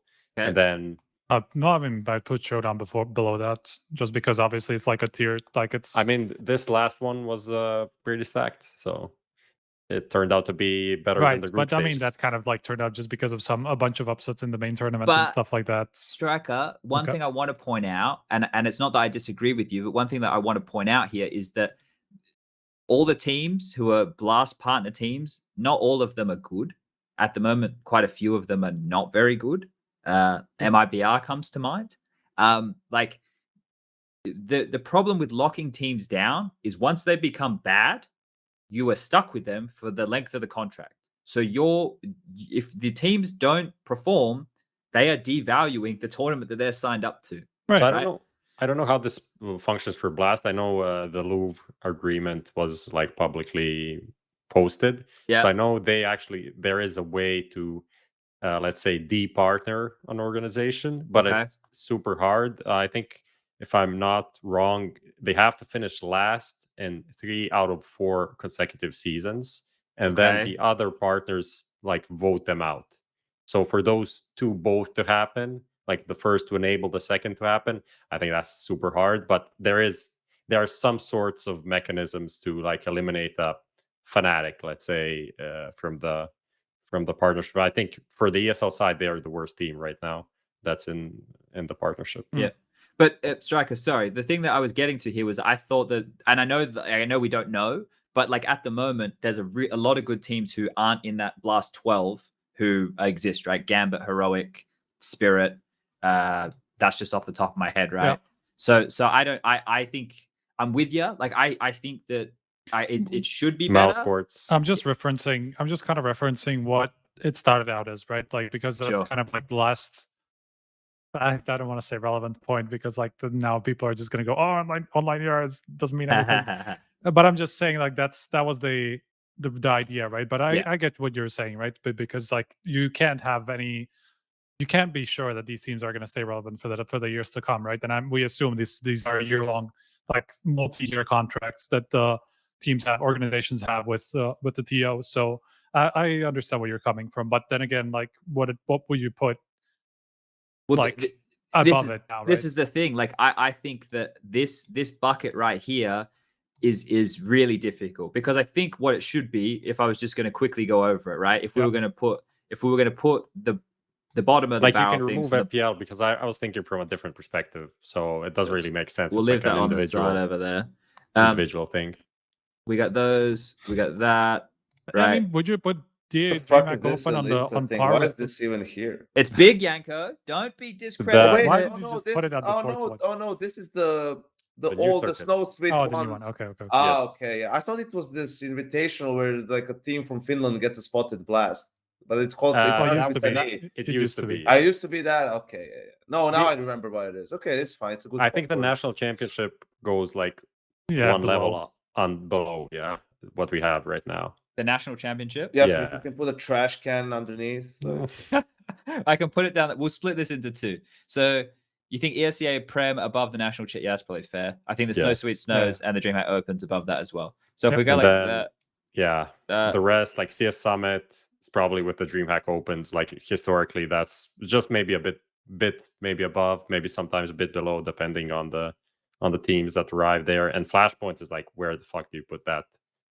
I don't know. I mean, Flashpoint. We don't even know if they're running more, right? I only put them here so people didn't say why isn't Flashpoint here, but we don't even know if they're running more seasons. Is that a big question mark? So like at this point, I would probably put it like between the 4th and 5th, just because they're kind of like the prize pool is kind of like too relevant to ignore. They still like the last season they invited some very relevant teams. It was actually not a bad tournament, so I would put it like between the 4th and 5th. If we have the Elisa whatever thing, then or maybe I'm even on par with that, like on the 4th one. I don't know. This is why it's hard, right? Because this tournament here, the Elisa one, is going to become the springboard for the Gambit to the World to the bigger events. That's the way I see it. Like that's going to be that opens the door. And also, we have no idea how that tournament is going to run, right? Like, or how it's going to be broadcast or all of that stuff. That's true. So that's why that's why Cologne and Katowice are so high up, right? Like the arena, the crowd, that it's like hype for everyone to play there and to cheer and to watch even from home, right? So it could turn out that it gets higher if they end up being in a like really cool location, they manage to fill an arena and the tournament is well executed and the broadcast is fun to watch, right? Like then there's no reason for it not to be higher up, because on paper it should have some really good teams. So just looking at this right here, is there any big TO that I missed? Because I didn't include Starladder and I didn't include Epicenter because They haven't run tournaments, man. Yeah, Like, it's yeah, kind yeah, of, at this point, we PGL don't as really. well. so True. I was also like Pete. I was also kind of functioning under this thing. What would fit in the same level as the national championship is regional qualifiers, right? That's one more level of this. Regional qualifiers would fit in that same kind of bracket as the national championships, I suppose, because Something like that. it's the same thing, right? So I don't have it represented here, but that's the only other thing that I would want to add to this. So now that we've established this, right? Now that we've taken a look at this, there's a few key issues, right? In the sense that you boys said that the first 3 parts of the whole fucking thing is the whole calendar for the top teams, right? Or actually, yeah, like how many teams do you guys reckon if they're only playing in those events? Keeping in mind, I think with the Masters level ESL events, there's 4, maybe 4, 2 Pro League seasons, Cologne and Katowice, and maybe 4 Masters level events, right? I think that sounds right. So 8 in total. That's 8 or 9. So that, like, keep it in mind. There's 8 ESL ones overall. There's 2 finals for the Blast one, so spring and fall. 2 Pro League seasons. Yeah. So with that there, which teams do we think should not be playing in anything else, right? Because that's a lot of events, boys. If they're complaining about like time off and stuff, if you're a top team and you're partnered with these, you shouldn't be playing anything more, right? Yeah, that's what I need for your phases of the world, liquids of the world. Like you also need to Navi. be a good org, right? Like you have a good team. Like that's why I mean, okay, Gambit only recently became a good team, but I don't think they're gonna immediately get asked by these TOs to be partnered with them, right? Like that's why they always have this thing where ESL has this world ranking where also you get a spot at Cologne if you're high enough. That way they secure themselves. If a team becomes really good and they obviously haven't partnered with them, they couldn't know ahead of time, they will still get them at their tournament. Yeah. I think where we want to pivot from here, give me a second, let me look at my dot points, right? Is we can dive, we got a couple of options here, right? We can dive into the details of these circuits so the viewers at home can understand them. If you want, we can dive into those. And then we can talk about the impact of what those circuits have. We've already delved into it a little bit. There's also some conversations that we need to have about world rankings and the impact, and we're obviously gonna run out of time, but fuck it, let's just keep going until we run out of steam. Remember the rules. I want to just make like one point about while we have this like pyramid up. We were talking about like prestige, player perspective, what is most important, but from the perspective of like the health of the scene, I was thinking like the most important things are the Valve major, because we said like that is a big like cash influx, a big thing to just be there. You see the streams are in the game, all of that shit is happening. The Cologne Katowice just has like prestigious events that are cool for people that don't know shit about esports, that just come there and see like big lights and a lot of people. I'd say those 2 things are super important. You can then talk about all of the circuits, but that is a very complicated thing. I would say from like a grassroots perspective, like ESCA is super important. Just having that like stepping stones, all of these different seasons where people can start competing and just like continue getting to like literally a pro level through ESCA and FPL, because that is just like the talent factory for like players from countries that don't have scenes and all of that. So I think those 4 things are very important for the health of the scene in general.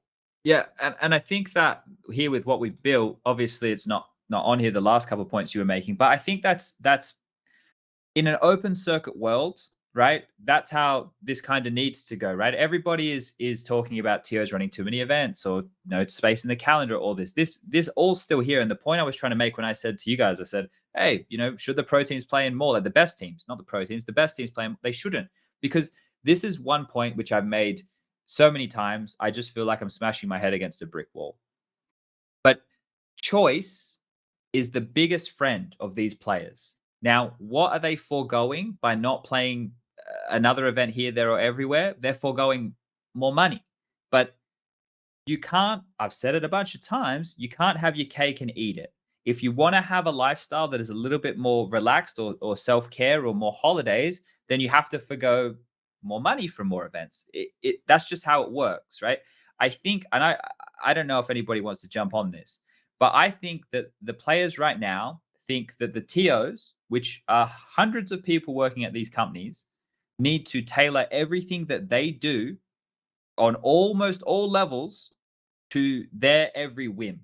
This is not how this works, guys. I understand that you are the stars, and I understand that you're the ones that we all talk and scream about and get excited about, and the people at home love you.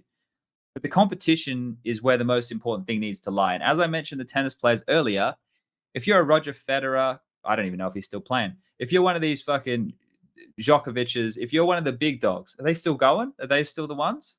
I don't know anymore. Djokovic is. Yes. Okay.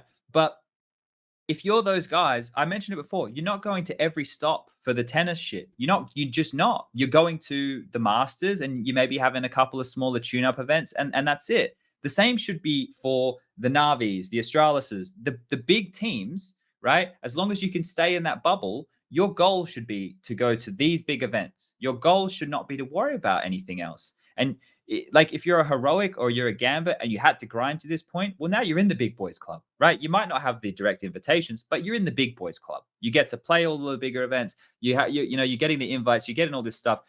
You also don't need to be grinding that hard. Now, if you want to, that's your choice. If you don't want to, that's also your choice.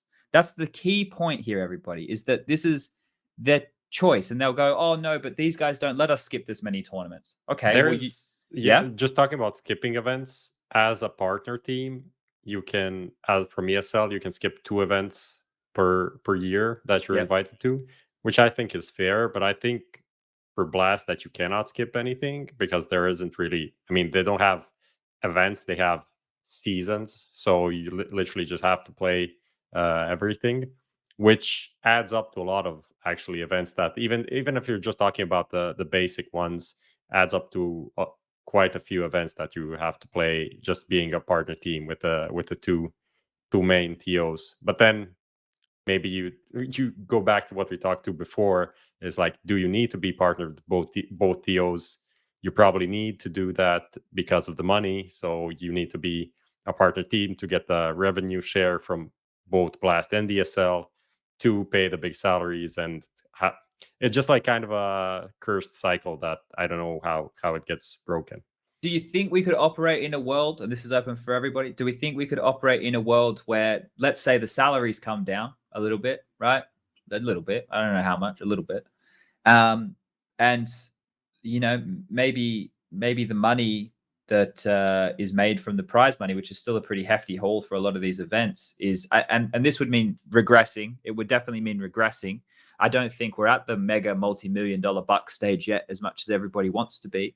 But just having the circuit feed itself, have the events, pay the money to the players who are winning, and then where it actually incentivize winning again. Because I feel like we have stopped incentivizing winning. Well, Chad, I mean, you have to realize winning is fucking hard as well, right? Yeah, I know. But I agree with you on a note that what I would do is basically I would change the contracts in a way where they would be more heavily incentive-based for players, right?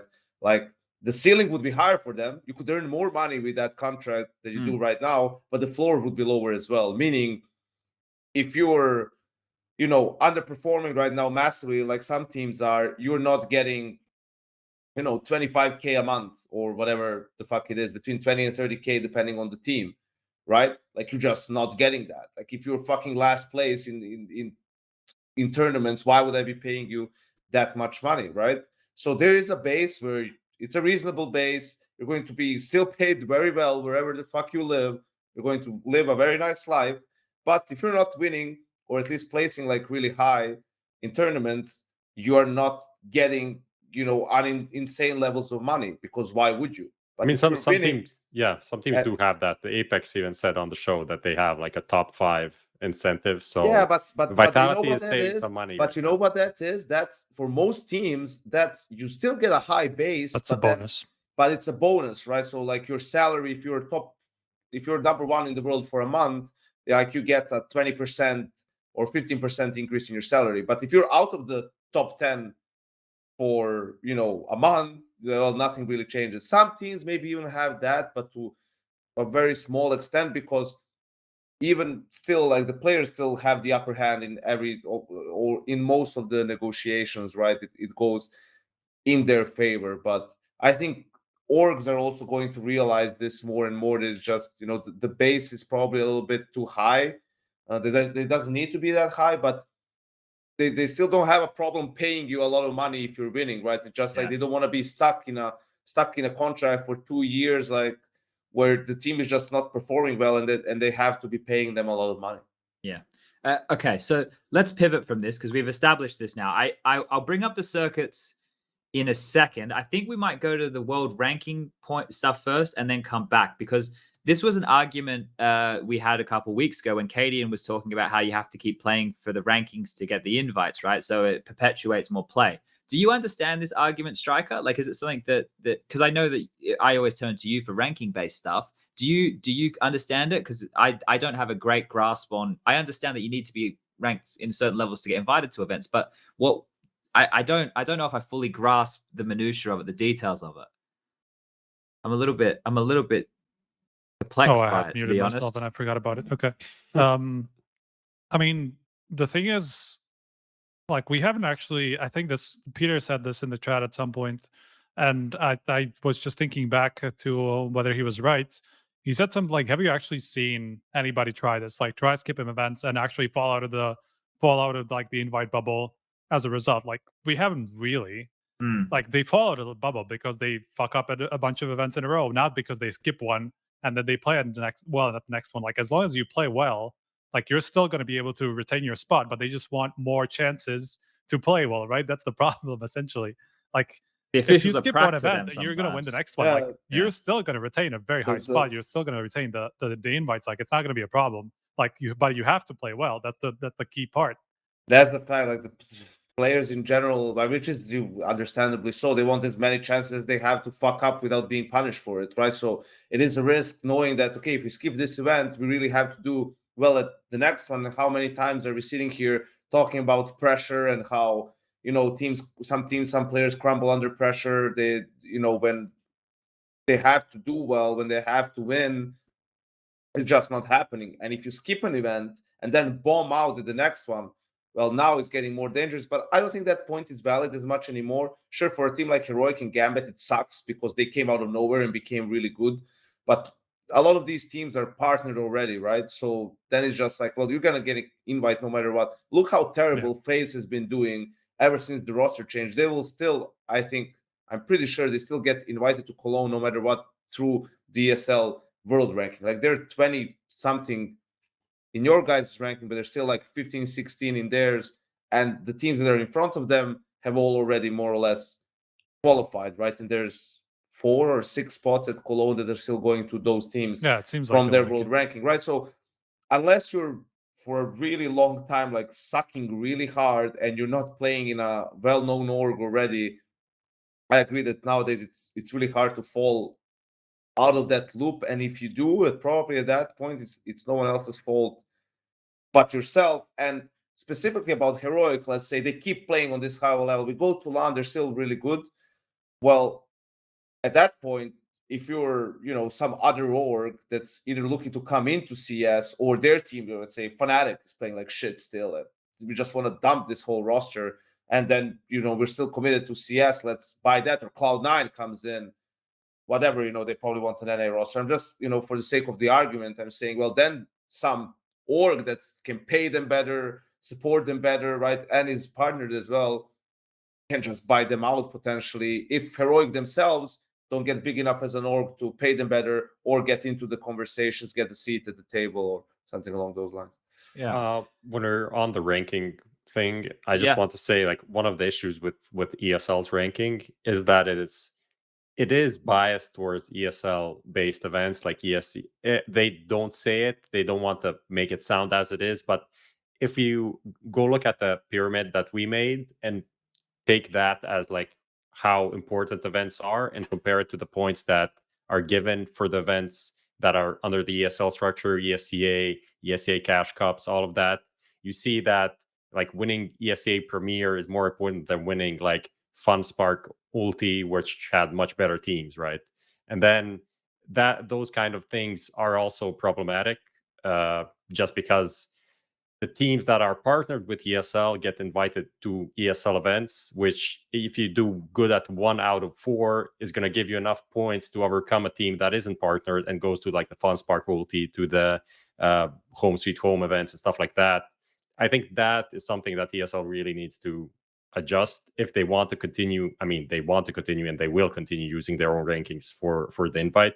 But I think that kind of sucks. I'm not saying any ranking is perfect completely, but you can see that is kind of an area that needs some work. Well, this is one where we can discuss the two sides of it, right? Because it's quite quick.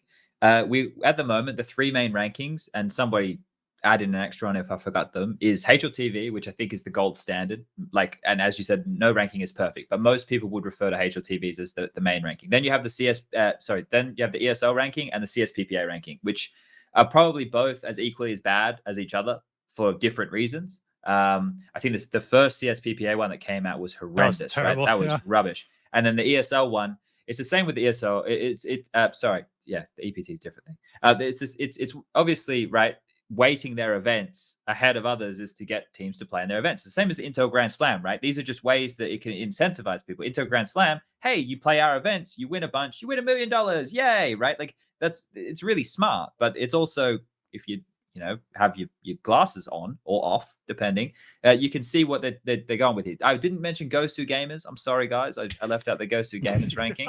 But my point here, and the one that I want to get to, is we have all these rankings and they cause a plethora of different issues. One that Prof just pointed out, one that the team owners or the players have negotiated at some point, as now apparently HLTV's fault that that these teams are using their ranking to incentivize different bonuses.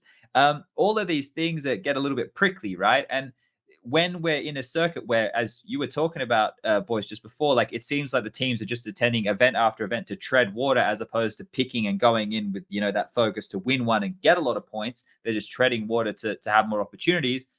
Like it all feels like it's giving us a cycle where, once again, we aren't incentivizing winning. We're just incentivizing getting enough points to go to the next one, which is really not what we want to be doing here. By the way, do we know of anybody who actually uses the CSPPA ranking right now? Probably the CSPPA. Yeah. Yeah, that's not No, a tournament organizers have caught on. Like, but I'm gonna be honest with you guys. From what I remember from being on the team, there's really not that much room to skip events. I think Prof said 2 events a year from ESL. I don't think that's correct. I think it could be 2 in 2 in a year and a half. I think 3 in 2 years, basically. I think something like that, right? That is interesting because that is what someone else also told me, and then I went to like check. So I don't know if this like document that is available on the website is outdated, or the information that you have is outdated, because like something is wrong. I don't know. Yeah. I don't know. Yeah, because for me it sounds like too much, because I already knew which one event I would skip every year. I'm not gonna say it because I might have to work it, and then I'll say how much I love that, and it's my favorite event. But I remember that for Blast, then it's hard because like there's not that much to play. So what are you gonna skip? Like a group stage? If you skip a group stage, you skipped everything. You can't skip the group stage. Yeah, and you can't back out of the showdown. Like like Blast, you're committed all the way. ESL, you're committed for a lot of it, and the majors, like you want to play them anyway. Yeah. So like there's really not that much. If you're a tier 1 team, you can't. There's you can skip that one event somewhere in the year, maybe 2, depending on who's right. You can 2 in 1 year, but then the next one you can only skip 1. That's basically how it goes. And you also, or you can go over it, but maybe you lose revenue share. I don't remember exactly. Like that's some of the pretty details. obvious, And something along those lines. You don't want to lose the revenue share, because that is apparently also like a large chunk of money. I don't know. I don't remember. It was released a couple of months ago, kind of low key. People didn't really make much noise about it, but it was like 6 figures plus for each team, just based on the revenue, right? Just so that's it. I don't want to. You can't put too much on the players on this one, no matter how much I would love to do it. Like there's for the tier 1 teams. If you're a tier 2 team and then you are not partnered, basically if you're not a partner team, but you're still very good, you have way more leeway. So basically, in a sense, like Gambit or Heroic are going to be better off maybe a little bit down the line, because they can just say, well, I'm not going to play this tournament. I'm going to go back, practice more, then I'll show at the global finals, with new stuff. While you guys have had to play. Remember when Astralis had to play 3 tournaments in a row on 3 fucking different continents? Like, that's what happens at the end of the year. ECS finals, you play the whole fucking season, right? You're not gonna you're not gonna skip the finals, go straight to Pro League finals in EU, and then to Blast finals in Bahrain. So that's the fucked up part. Lucas, I'm sending you this right now. Bring this up for everybody, right? CS Summit 7. This happened earlier in the year. What the fuck excuse do FaZe, Complexity, NIP, I could argue maybe even, no, not MIBR, those 3, NIP, FaZe, Complexity, what excuse do those 3 teams have for going, yeah, we're going to play CS Summit 7? And you know what it will be? Oh, we have a new player, or, oh, we wanted to practice more. That is what it'll be, right? And I'm not saying that anybody from these, But then the argument that they have too many tournaments can't be valid, because they want to use that time to practice. And if they're using tournament to practice, then it's not a tournament, essentially. Then it's active practice. Like, you can't have, oh, we don't have enough time to practice, but we want to practice through tournaments. Well, this comes down go to the teams. Yeah. FK, the Brazilians were a team that always liked to play a lot of tournaments. They would just use them, like what you're saying. It's like active practice, and they would do these smaller tier tournaments even back then when they really didn't have to. And then on the other side, you have like maybe Astralis is the example of that. They're fine skipping, even a big tournament, because they have faith in their preparation and, like the mental preparation as well, in a sense of we're not going to put any extra pressure on ourselves, like, or play mind games with ourselves that because we didn't play a tournament in a month, like we're going to be rusty or anything like that. But that comes from team to team, and if the players can agree on one or the other. For FaZe, I have no idea why the fuck they played this one, because they were playing it with Kerby and all of this. Complexity played with a standard Yanko. I think that's the one they played with the Yu-Gi-Oh and another Suffix. It's like, what the fuck are they doing to themselves? The only thing is, like, if they like hard agree to it, but I don't know. Like, it seems weird that you can't get out of a summit, but yeah, that was a really weird one for me too. Yes, Striker? No, I just know that Summit are kind of like relatively late with like confirming teams compared to the others. So, and that just makes sense because their system doesn't really rely on any sort of contracts, right? So, yeah, it's definitely weird. But maybe they just agreed to it like 3 months ahead of time anyway, and just like didn't want to get out or whatever. Yeah, I think a lot of teams unfortunately leave TOs like Summit kind of like on the hook. It's like that girl that you text and she would fucking leave you for 48 hours, and it's kind of, I'm assuming it's that kind of relationship with the teams being the girl, and yeah, you guys get the analogy. Okay, so the solution here in my mind is for the rankings, and unfortunately, as much as I think it could just be HLTV, I understand why it can't just be HLTV, because you're fucking owned by someone, and then we can have conflicts of sponsors and this, that. We're not anymore. What do you mean? I mean, we are owned by someone, but there's no Astralis connection. Oh, no, I'm just talking about conflict of interest of, say, like, let's say that one company has a betting sponsor of fucking this, and the biggest betting sponsor of HLTV is like anything in the weeds, right? Like, I'm not saying that there's anything will happen. I'm just saying any way that anybody can come in with any form of thing and be like, well, this is not fair, right? Like, we're trying to avoid all that. So what we kind of need is a TO union, right? One where, this is me living in a fucking fantasy land, one where they get along, right? Now, not get along to like not step on each other's toes in the calendar. We already see the Blast and ESL are working together. I think, as we've spoken about, I don't think that every TO should run an event every day of the week. I think that's ridiculous. But if like you have to choose between an event, it's kind of like, in my mind, almost like two promotions, like Bellator and UFC, right? From fighting, right? Like, obviously they have their stables of fighters, so it's different in that sense. But the promotion is still the TO, who are the ones actually taking all the risk, putting up all the money, organizing the event, all the risk, right? So I don't hate that people have to choose. You guys have heard me say that a million times. But if like the TOs could come together and they could say, hey, maybe we get an independent body, maybe we get a couple of, experts from this field, or we get a couple of this, or we all agree that this is how we're going to build a ranking and it's going to work for all of us. And and you put a couple of things in there. So it doesn't mean that teams have to keep playing every event to stay. And if we like, it sounds like a fucking fairy tale system, but in my mind, that would help with all the problems, because ESL wouldn't be getting, bad news bears in at 15, right? Like in the world rankings, we wouldn't have silly stuff like that happening. And every TO could use the rankings for their seedings. Like, if everybody agreed, right, wouldn't that make life easier?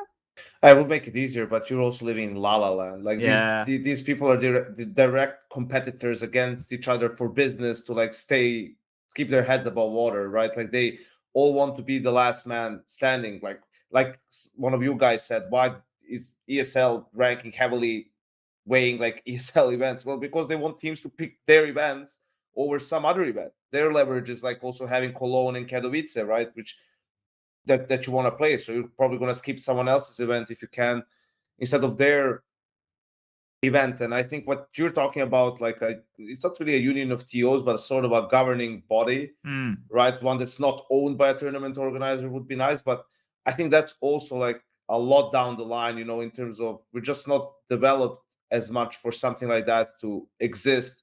Like we were really probably long overdue for a player union. Then one was made, and there's a lot of messy stuff happening with that, right? Like even maybe some shady stuff. I don't know, like how you look at it. So there's still going to be probably a lot of reform happening with that player union before it becomes like What we what want it it to was, be. what Yeah. we wanted to be and what intended to be. So, you know, I think in the end, it doesn't really have to be one tournament organizer, but I don't think there's room for more than like two, right? Like, and Okay. those two don't have to be the same, but they're going to own like more or less, like they're it's up to them to organize almost everything, right?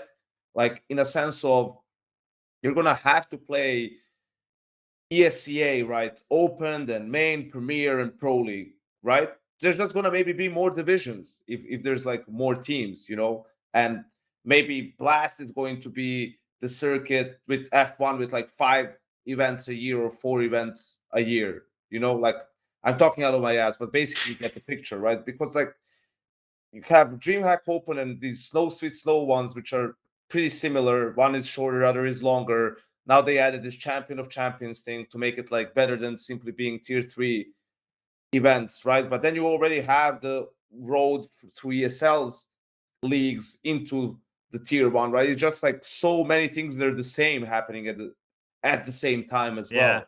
That's where the oversaturation comes from. So I'm not saying we need to, because it's also hard to see if there's only one tournament organizer, why don't they make it a franchise? Because that's what they get the most money out of. And the Yeah. hope is like because Valve puts a stop to it. But that's basically how I'm seeing it in I don't know, 55 years time.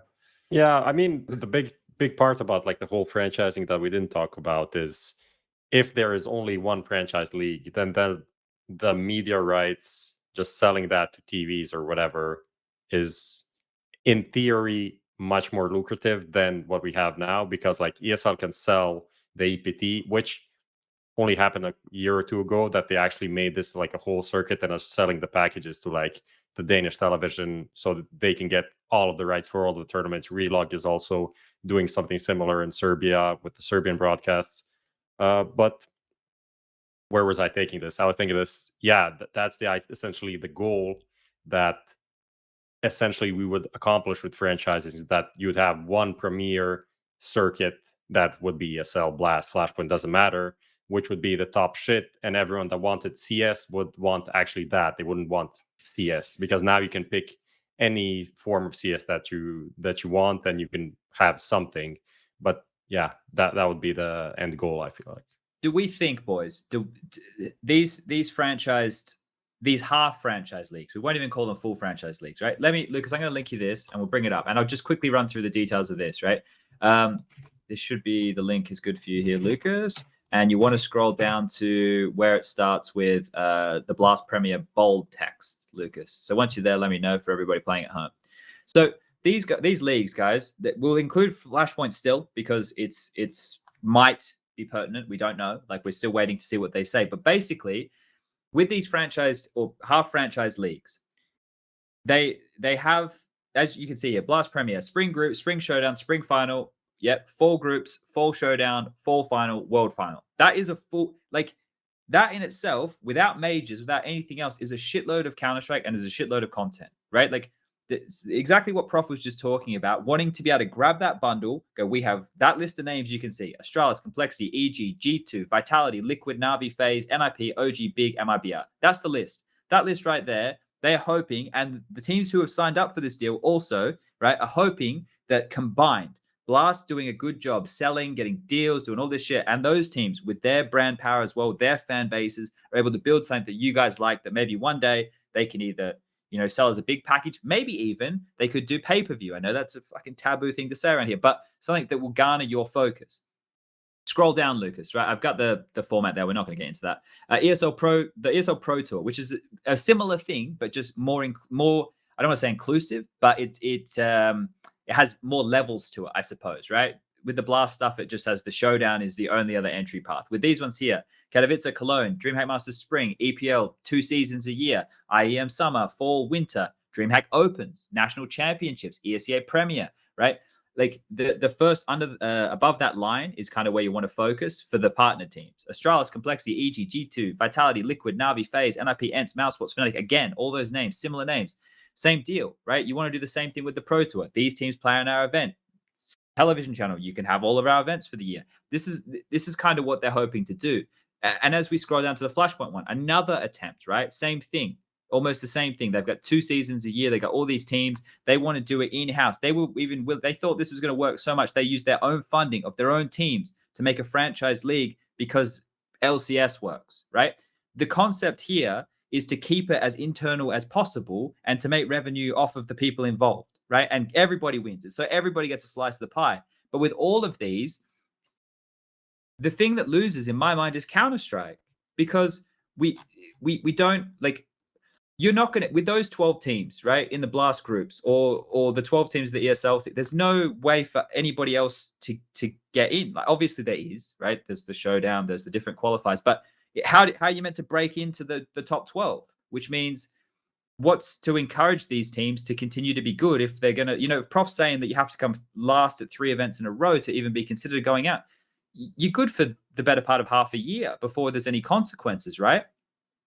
I just want to add, I don't know if you got to the Elisa championship, blah, blah. That's down the bottom. It says 0 partner teams, which also isn't correct. Oh, there are fuck. flagship teams for the Relog Media events, and they have signed agreements to attend at least 6 Relog Media events across the year, 3 of them in the first part of the year, and there's a lot of them.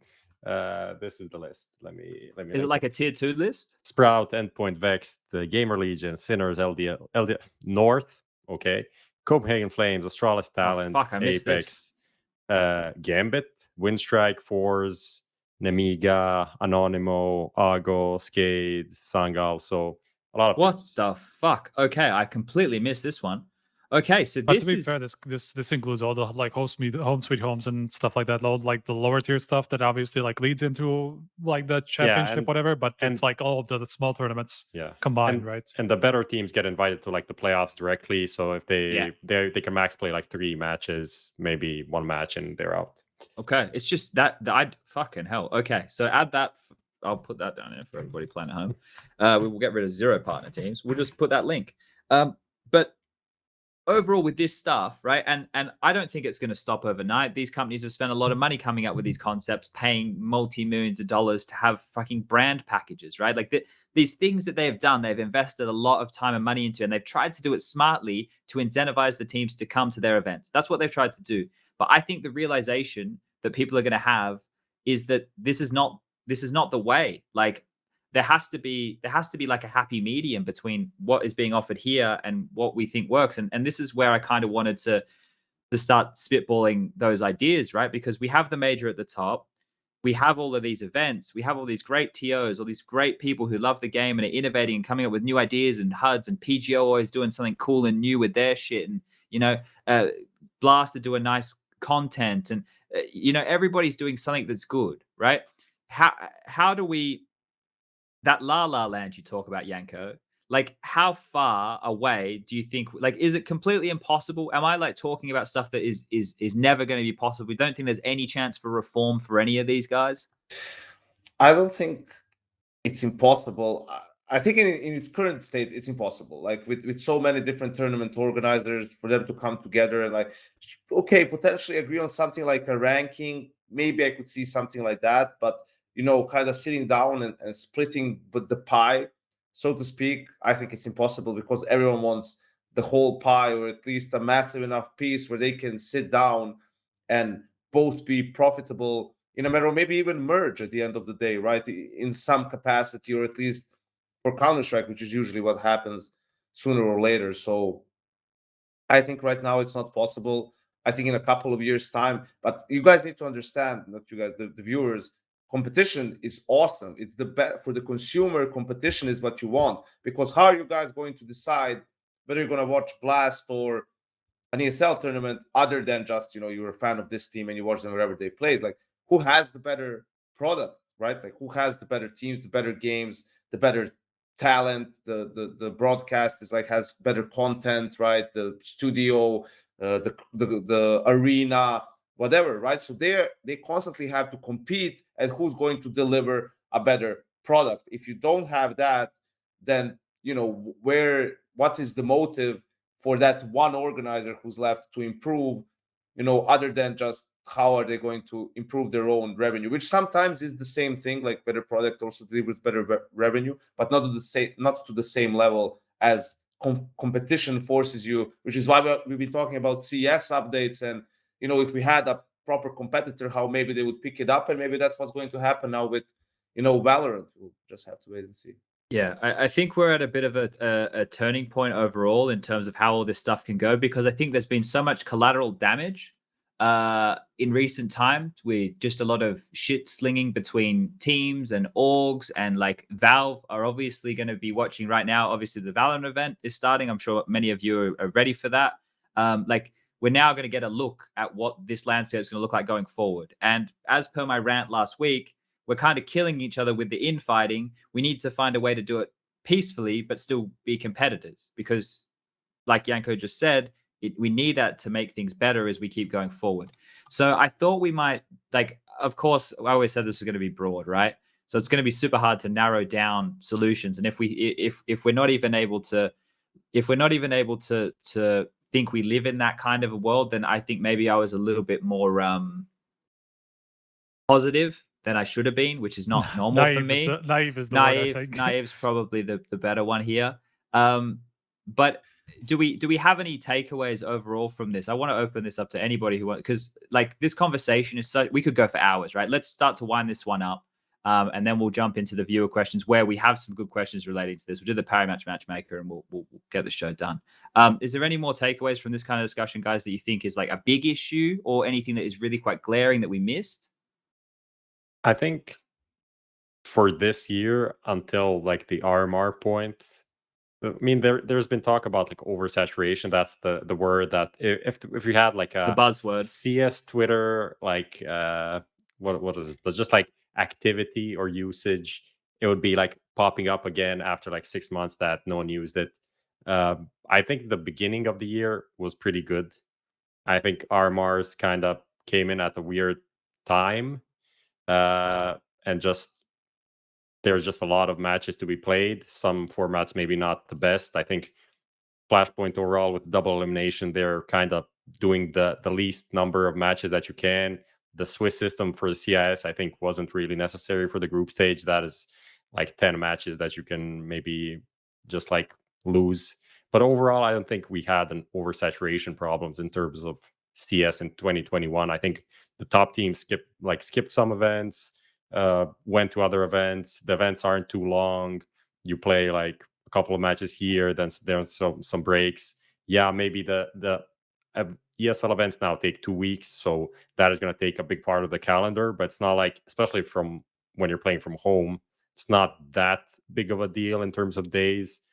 I think overall it's okay. And then if we have the RMR event scheduled for next year and we have the major scheduled for next year, I think it can be worked around that, with like ESL Blast putting out their schedule like in the second half of this year at some point, and the team started in advance planning like, okay, I'll do this tournament, I'll skip this IEM summer over here, and then focus on the major. Then after the major, have like a small break, and then go into like the Cologne and whatever. I think it can look better than it has been this year and has been last year, with all of the shit with COVID and the changes and everything that was unforeseeable, really. Sure. I like the move for the next year, especially with this major announcement that we're gonna know where the RMR events are, because previously even the minors were kind of like the minors actually, I think 2 years ago when they were last, we actually knew when they were going to happen a relatively decent chunk of time ahead of time because they were very close to the major, if I'm not mistaken, right? They were like 2 weeks before the major or something like that. I think it was all very close to, yeah, before the Starlight major. I mean, I think it was all very close together. It's like this is so far back that it's kind of like difficult to remember. Huh? Was it the player? Because I know that we did like 2 stints in Berlin. We had like the first exactly, stint. yeah. I'm just checking out the dates just in case I'm I think it remembering was wrong. like July a month. 17th. Actually, it's quite a long time. Yeah, it was the July player 17th was But the that was Europe bad. minor. Like that as a concept, right? Like having the player break. Like if you're doing the RMRs, you kind of need to do the RMRs and then the major. You shouldn't do the RMRs a month player break where they're meant to be on holidays and they're meant to come back and perform like that. Right. Yeah. Yeah, okay. There was the break in between. That's what the deal was there. Okay. Well, this time it's a bit different, right? It's like 3 weeks ahead of time or something like that. Yeah. Either way, whatever the format is, I like that that there's a bit more certainty around when it actually happens, just because now tournament organizers don't really have to plan around it like last minute whenever they learn that they actually got it and stuff like that. Yeah. So that's some form of consolation for me. And yeah, that should solve like the issues that we had this year where the RMR just like get dropped in the middle of a season, and it's just a difficult thing to work around. And obviously we saw how that affected this was obviously exacerbated by COVID and all that stuff, because like who knows if the Stockholm major would have happened or and how it got moved around and stuff like that. Yeah. So obviously like these past couple of years or the last year and something have been a little bit special in that regard, but going forward I think this is going to help with the scheduling issues. There's always the open qualifiers and closed qualifiers that are probably going to be dropped like pretty last minute anyway. Yeah. Like I don't think we're going to be able to get around that particularly well, just because like not everybody can, like these small organizers can't just play around like all of these the open qualifiers and stuff like that. They're just going to have to improvise last minute. Yeah, I think once we move back to LAN as well, some of these organizers are going to have a bit more of a field day online, right? There'll be more like, the LAN days are going to shrink down a lot of this, right? Or at least hopefully. All right, Yank, you got anything else on this, or should we jump on forward? I think I said my piece pretty much. All right, let's jump on forward. Lucas, roll the playtime at bumper, and we'll get into the fun stuff.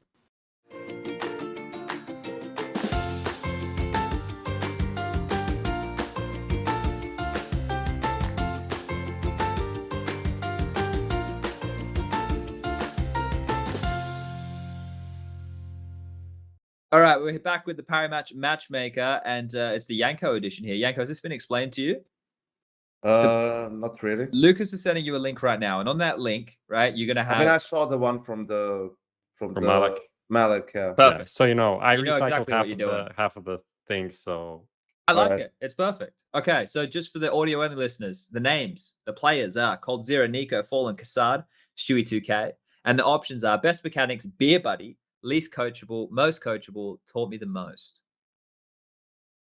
All right, I'm just supposed to whack this out, or talk us through your logic. All right, so Best Mechanics, I think that's the easy one. That's Nico. Although I did want to say Kassad just for the memes. But Nico definitely has the best mechanics. Taught me the most. Yeah, also you can click on the thing, right, so it connects on our side. What? It's not. I think he doesn't have the. Yeah. Oh, okay. So check your TeamSpeak DM. Okay, there it is. Best okay, Nico, Best Mechanics. There we go. Nice. I think that one pretty speaks for itself. Well, taught me the most. Well, I did learn a lot from Fallen when we were on the same team and we had a lot of good talks. But I guess if you look at my whole career as a CS player, I mean, also as a CS player, I guess it would be Kassad for that one. Simply because we've, spent so much time together on the same team and just talking CS and all of that jazz. What's left here? Beer Buddy. Well, I mean, you fucked yourself now. I'll change the Best Mechanics. I can select multiple. Okay. Yeah. They're just gonna look like a fucking There we spider's go. web. There we go. Beer buddy, I think there was no doubt about that in anyone's mind. Most coachable, I would say Fallen as well. Ooh. Okay. Controversial. Because he is like just such a, you know, like obviously he's a nice guy, so it's like a lot of times you talk to him, he's he's reasonable, guys, you know. So you talk to him, you explain something that makes sense, he's like, that actually makes sense, I'm gonna use that now and make us play better, thank you very much. There we go. And I guess, well, least coachable, At least out of these 5, not like in the world, right? Yeah, no. I understand. Well, I was going to say it's probably, I would have to say is Stewie. I was going to say like it's a tie between him and Cold, and very close between him, Cold, and Nico. But it, in a sense of like, Stewie is like really stubborn. At least when I was with him on the team, right? So it was more so that he just wasn't willing to accept something that you know he wasn't agreeing with straight up. For a lot of things, it was like that.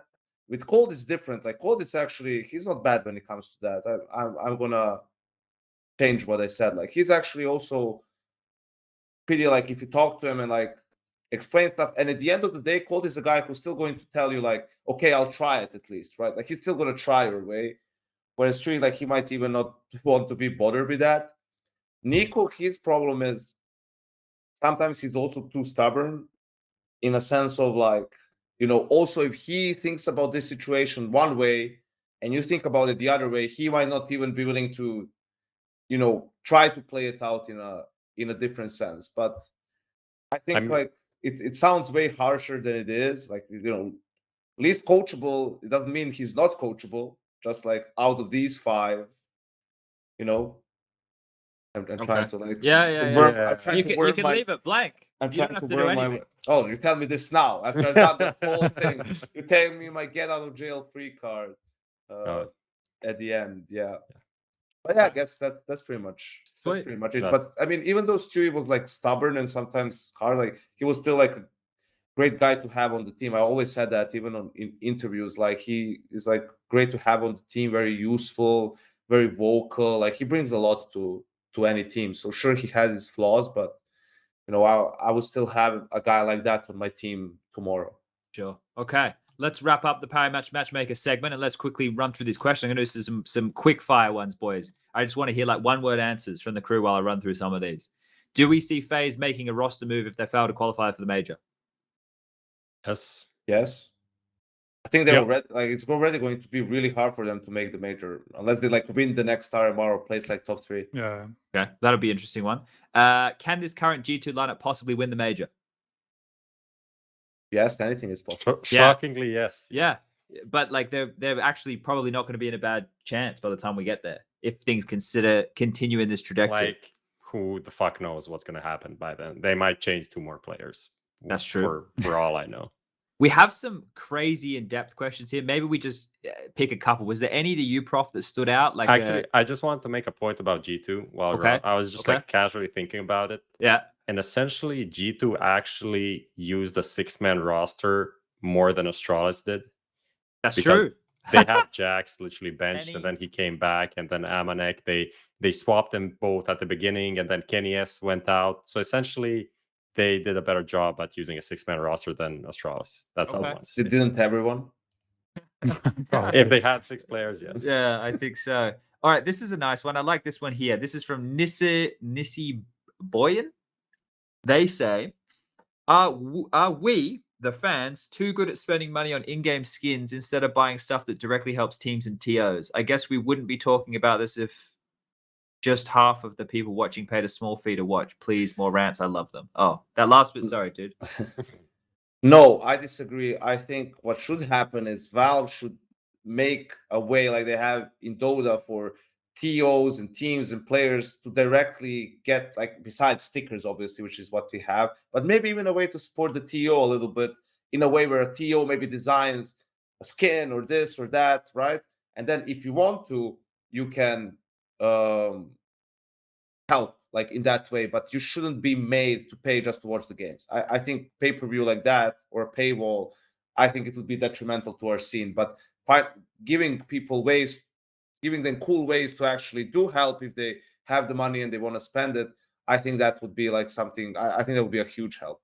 Just as a thought experiment, could someone pull off like a experimental pay-per-view event, just like a week long or like a couple of days or something? Like, is it even possible to make a pay-per-view event in like for our generation of people that understand the internet and can find like pirate streams very easily? No, it's all about pirate streams. There's too many games going on. So why would you pay for an event when you're gonna see the same teams? Like ultimately, you pay for the games. There's no content basically that you can make, that you're going to pay just for this content, right? So you're going to pay for the games, and then the content also has to be amazing for it to be like a bonus to be even more worth it. But you get the best tournament right now that you can think of with 8 teams in the bracket and everything, and then you're like, well, why would I pay for this? These teams are all going to play each other in 2 weeks.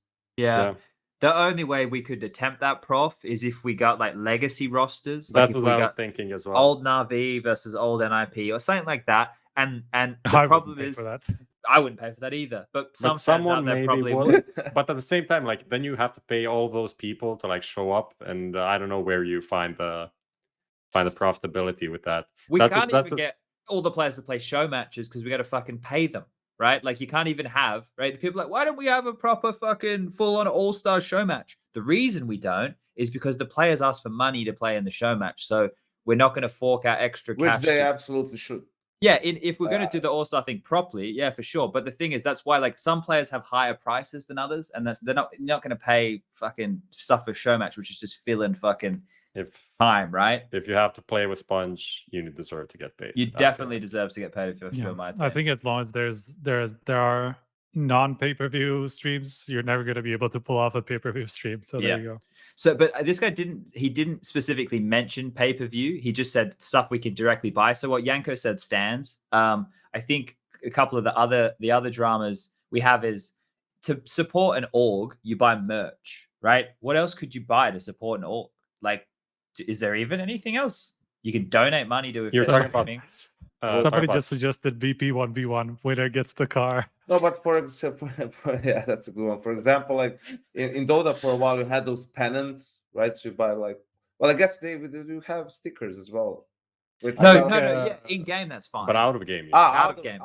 We just have merch, right? I mean, like Cloud9 now has like and some other big orgs as well have like a premium fan service as well, yeah. Just like FK Insider back in the day. Yeah, something like that. So you're essentially like just like a fan club thing for the team, and I don't know how much it costs, but then you get like for your birthday, I don't know, like Perks makes like a happy birthday video, and then he sends it over to you, but you need to like pay, I don't know, $500 a year or some shit. Okay.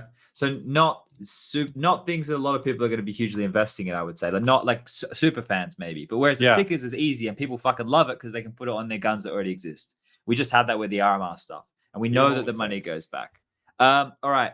Debu, he asks, why did Valve never follow up on their community-funded prize pools from back in 2013? Could we circumvent this by non-Valve community-funded tournament? Would this be good, bad? The reason that people bought those cases was for skins. And the reason that I believe, I might be wrong, that Valve stopped doing that was because they made so much money that they don't need that, because you guys are going to give. Why have something dedicated to the esports scene when you're already fucking printing millions? Like they're just taking a small chunk of the money. Like actually, that's what the stickers are. Valve come in, they take half of the sticker money, which then helps pay for all the shit that they just gave the TO to put on the major, and then the teams take the other half. Like everything's already being paid for by us. Let's be honest. We're already paying for all of it, right? We're just doing it in different ways these days. So I don't think we could circumvent it, because what could you offer? What could you offer? People only want things to do with Counter-Strike. What could we offer? Could we? It's the same problem. We couldn't offer anything. So I think that one. Without Valve, you can't do it unless they allow you, to put your own case, like I am Cologne case and something like that. I think it's like. I guess the second part of the question is like, can ESL? This is I can't even say it because it's gonna sound so ridiculous and no one would pay for it. ESL make a crowd fund for IEM Cologne to have a bigger prize pool. Like no one would give ESL money, even though they give Valve money, who has a lot more money. Yeah, but than they give ESL. but they They give get Valve something back, money. right? Yeah, right. Like I especially know. DI, it's like you get so much cool shit. I haven't played Dota in 2 years. I get the fucking compendium every year and spend like $500 on skins that I don't even use. I don't know why I'm doing it. Like it's just so good because they're so cool looking. It's like I want that new Invoker skin, even though I don't even know the buttons anymore.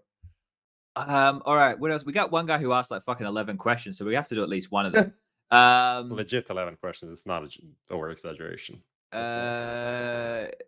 What else we got here? We had Anders' question. To what extent is Valve responsible for helping teams and TOs to make money? And if they're not responsible at all, what incentives do they have to do so anyway, if any? What incentives do they have to do? Oh, for Valve, for the TOs. For Valve to help the TOs, yeah. Well, it keeps the game alive, which would keep money coming through the door, right? But I don't think that. To what extent, if we're going to be honest, I don't think Valve are responsible at all to the TOs. I look at them as they're licensing out their game and the TOs are running the game, which inadvertently acts as marketing for Valve. But I don't look at it like it's a relationship where Valve owe the TOs anything. But I do understand the standpoint of it would be better if, we could help each other out. I don't know if I'm off base there. Maybe I am. I just saw, by the way, like just about like CS and new viewers in general, like people in chat are asking the simplest questions that I'm like super confused that they don't understand. But like someone just asked what the TO is. There's a tournament organizer, which is like ESL, Blast, Flashpoint, etc. But also shows how far away from like the average viewer we are. That sometimes we just like jump over all of these things, like open circuit versus closed circuit. Some people have to Google stuff to understand what's going on, but like we can't explain everything. We wouldn't get anywhere. Yeah. Does anybody think that Valve are responsible for helping teams and TOs make money? I mean, yes, to some degree, but also from like Valve's perspective, it's like, if this TO dies, someone else will come and take their place. So yeah, it's a weird one. It's like it would be great. Like, and to be fair, Valve normally when the events are on, right? There's stickers for the TO. Isn't there normally like an event sticker? TOs actually TOs actually get a cut of the sticker sales for the majors. I wonder like how much it is. Like 5% or something like that.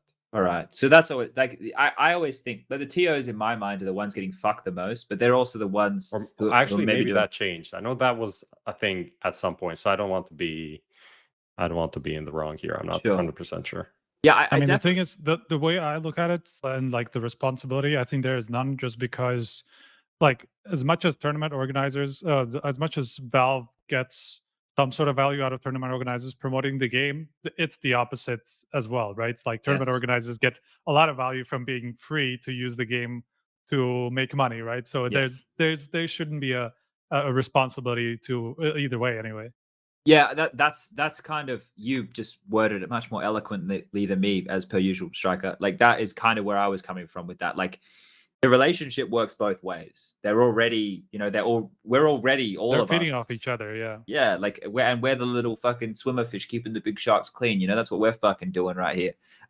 So yeah, that's an interesting conversation. I think like everybody loves the idea of gloves or this, that, and the other. Like adding more things to the game, having more money. I think we all kind of think that's cool.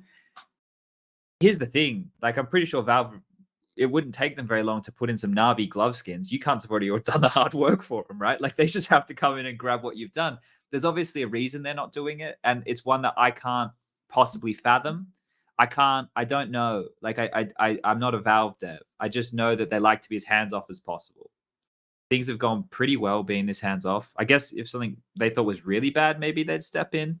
All right, let's grab one of these guys' 11 questions, Prof.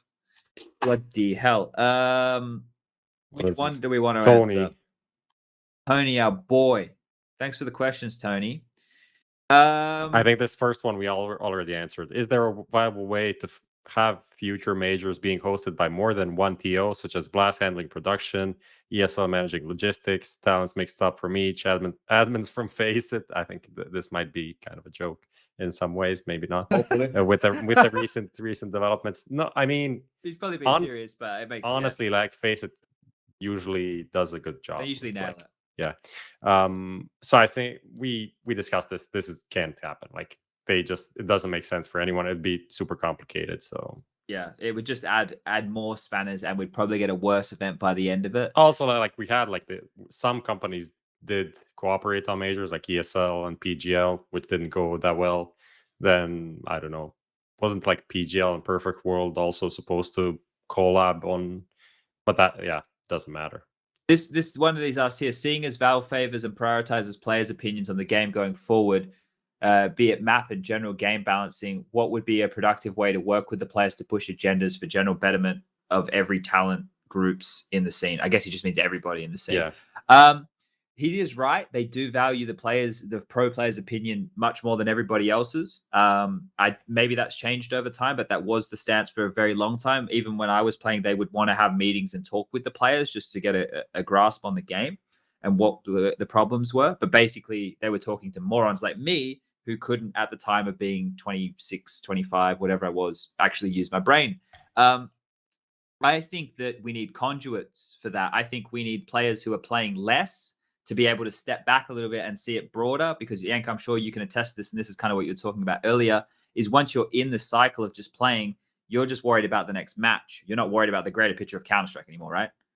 Yeah, absolutely. Like it's completely different when you're on a team. You're just focused on your team and your results, right? And then who your next opponent is and what they're doing. But through that, maybe you notice some things that you don't from the outside.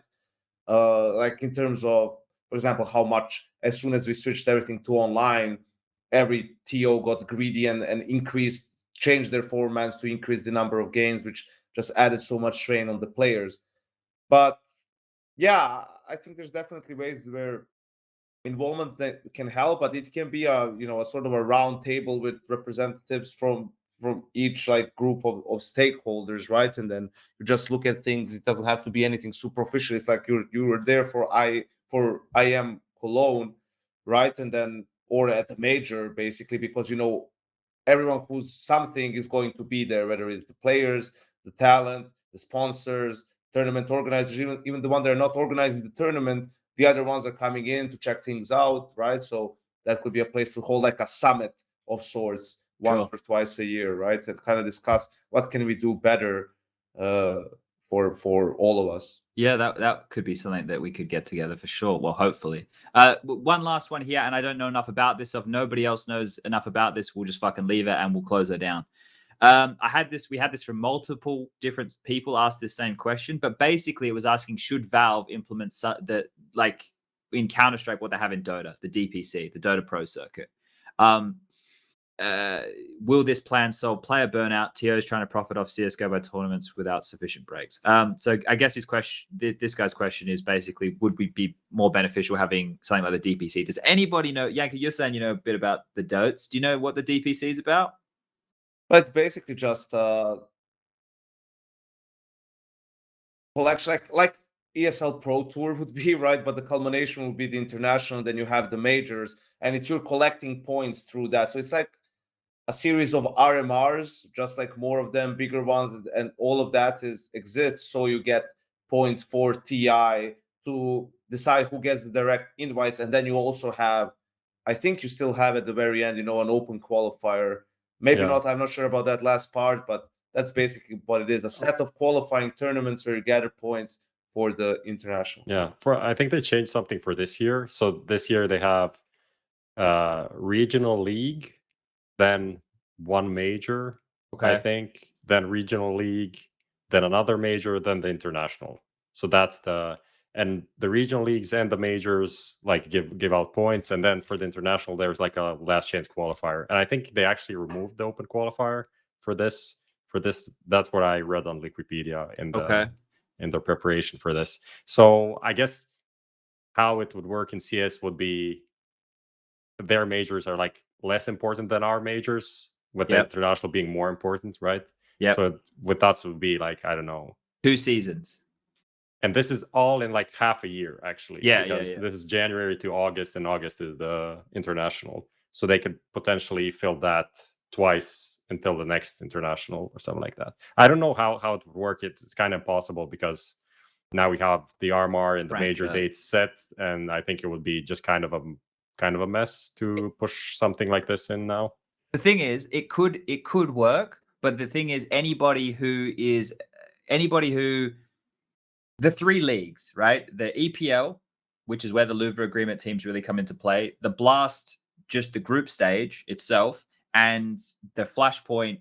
Oh, I don't know. The Flashpoint has 2 teams come into it. That's where it gets a bit janky. The thing is, like, yeah, you really can't work with all of these like franchise stuff. You couldn't use them. Because you in Dota it's regionalized, so there's 5 regions like South America, North America, Europe, Asia, whatever. I think it's just a bit pointless for us to compare ourselves with Dota because like TI, it's everything. Like, and for us, I think it would be shit. I think it's shit for the Dota scene as well, because after TI for a couple of months, players just don't play. Yeah, and then like OG reassembles reassembles the team and just wins again, or whatever. Has a deep run. I don't think they'll win 3 times in a row, but I don't like that. It just trumps everything else, and I think we have too many players in the scene, or I mean TOs, where it will just also suck for.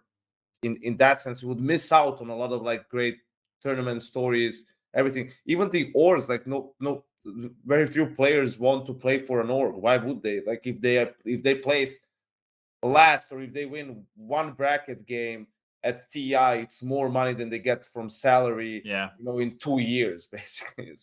Yeah. It's another one of these different strokes for different folks type situation. They have a completely different model than we do, and it would mean almost restructuring our entire scene. So maybe it's a good idea. Maybe it's not. It's fucking 11:30 at night. We started at 8. Let's close this one down. Once again, everybody happy? Yeah, might be a record breaker. I don't think we've gone for 3.5 hours before. No, this is the all-time great. Yanko, is there anything? Yanko, is there anything you want to say to the people at home? No.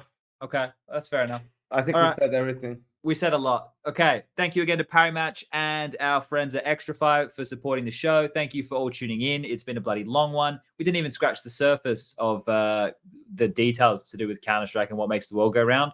But the 4 of us are just a bunch of fucking clowns. So hopefully you guys learned something. Hopefully you enjoyed your time. And I think we might see you next Monday. Maybe not. Good night.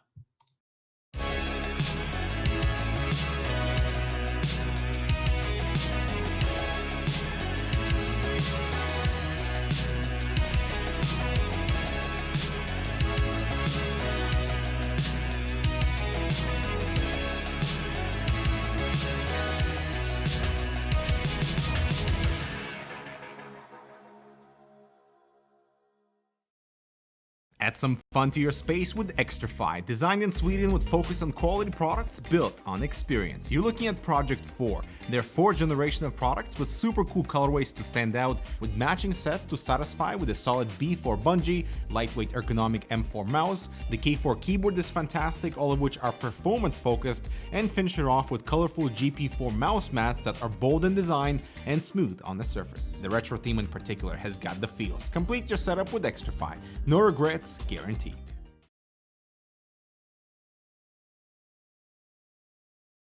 Fist bumps go to the teammates.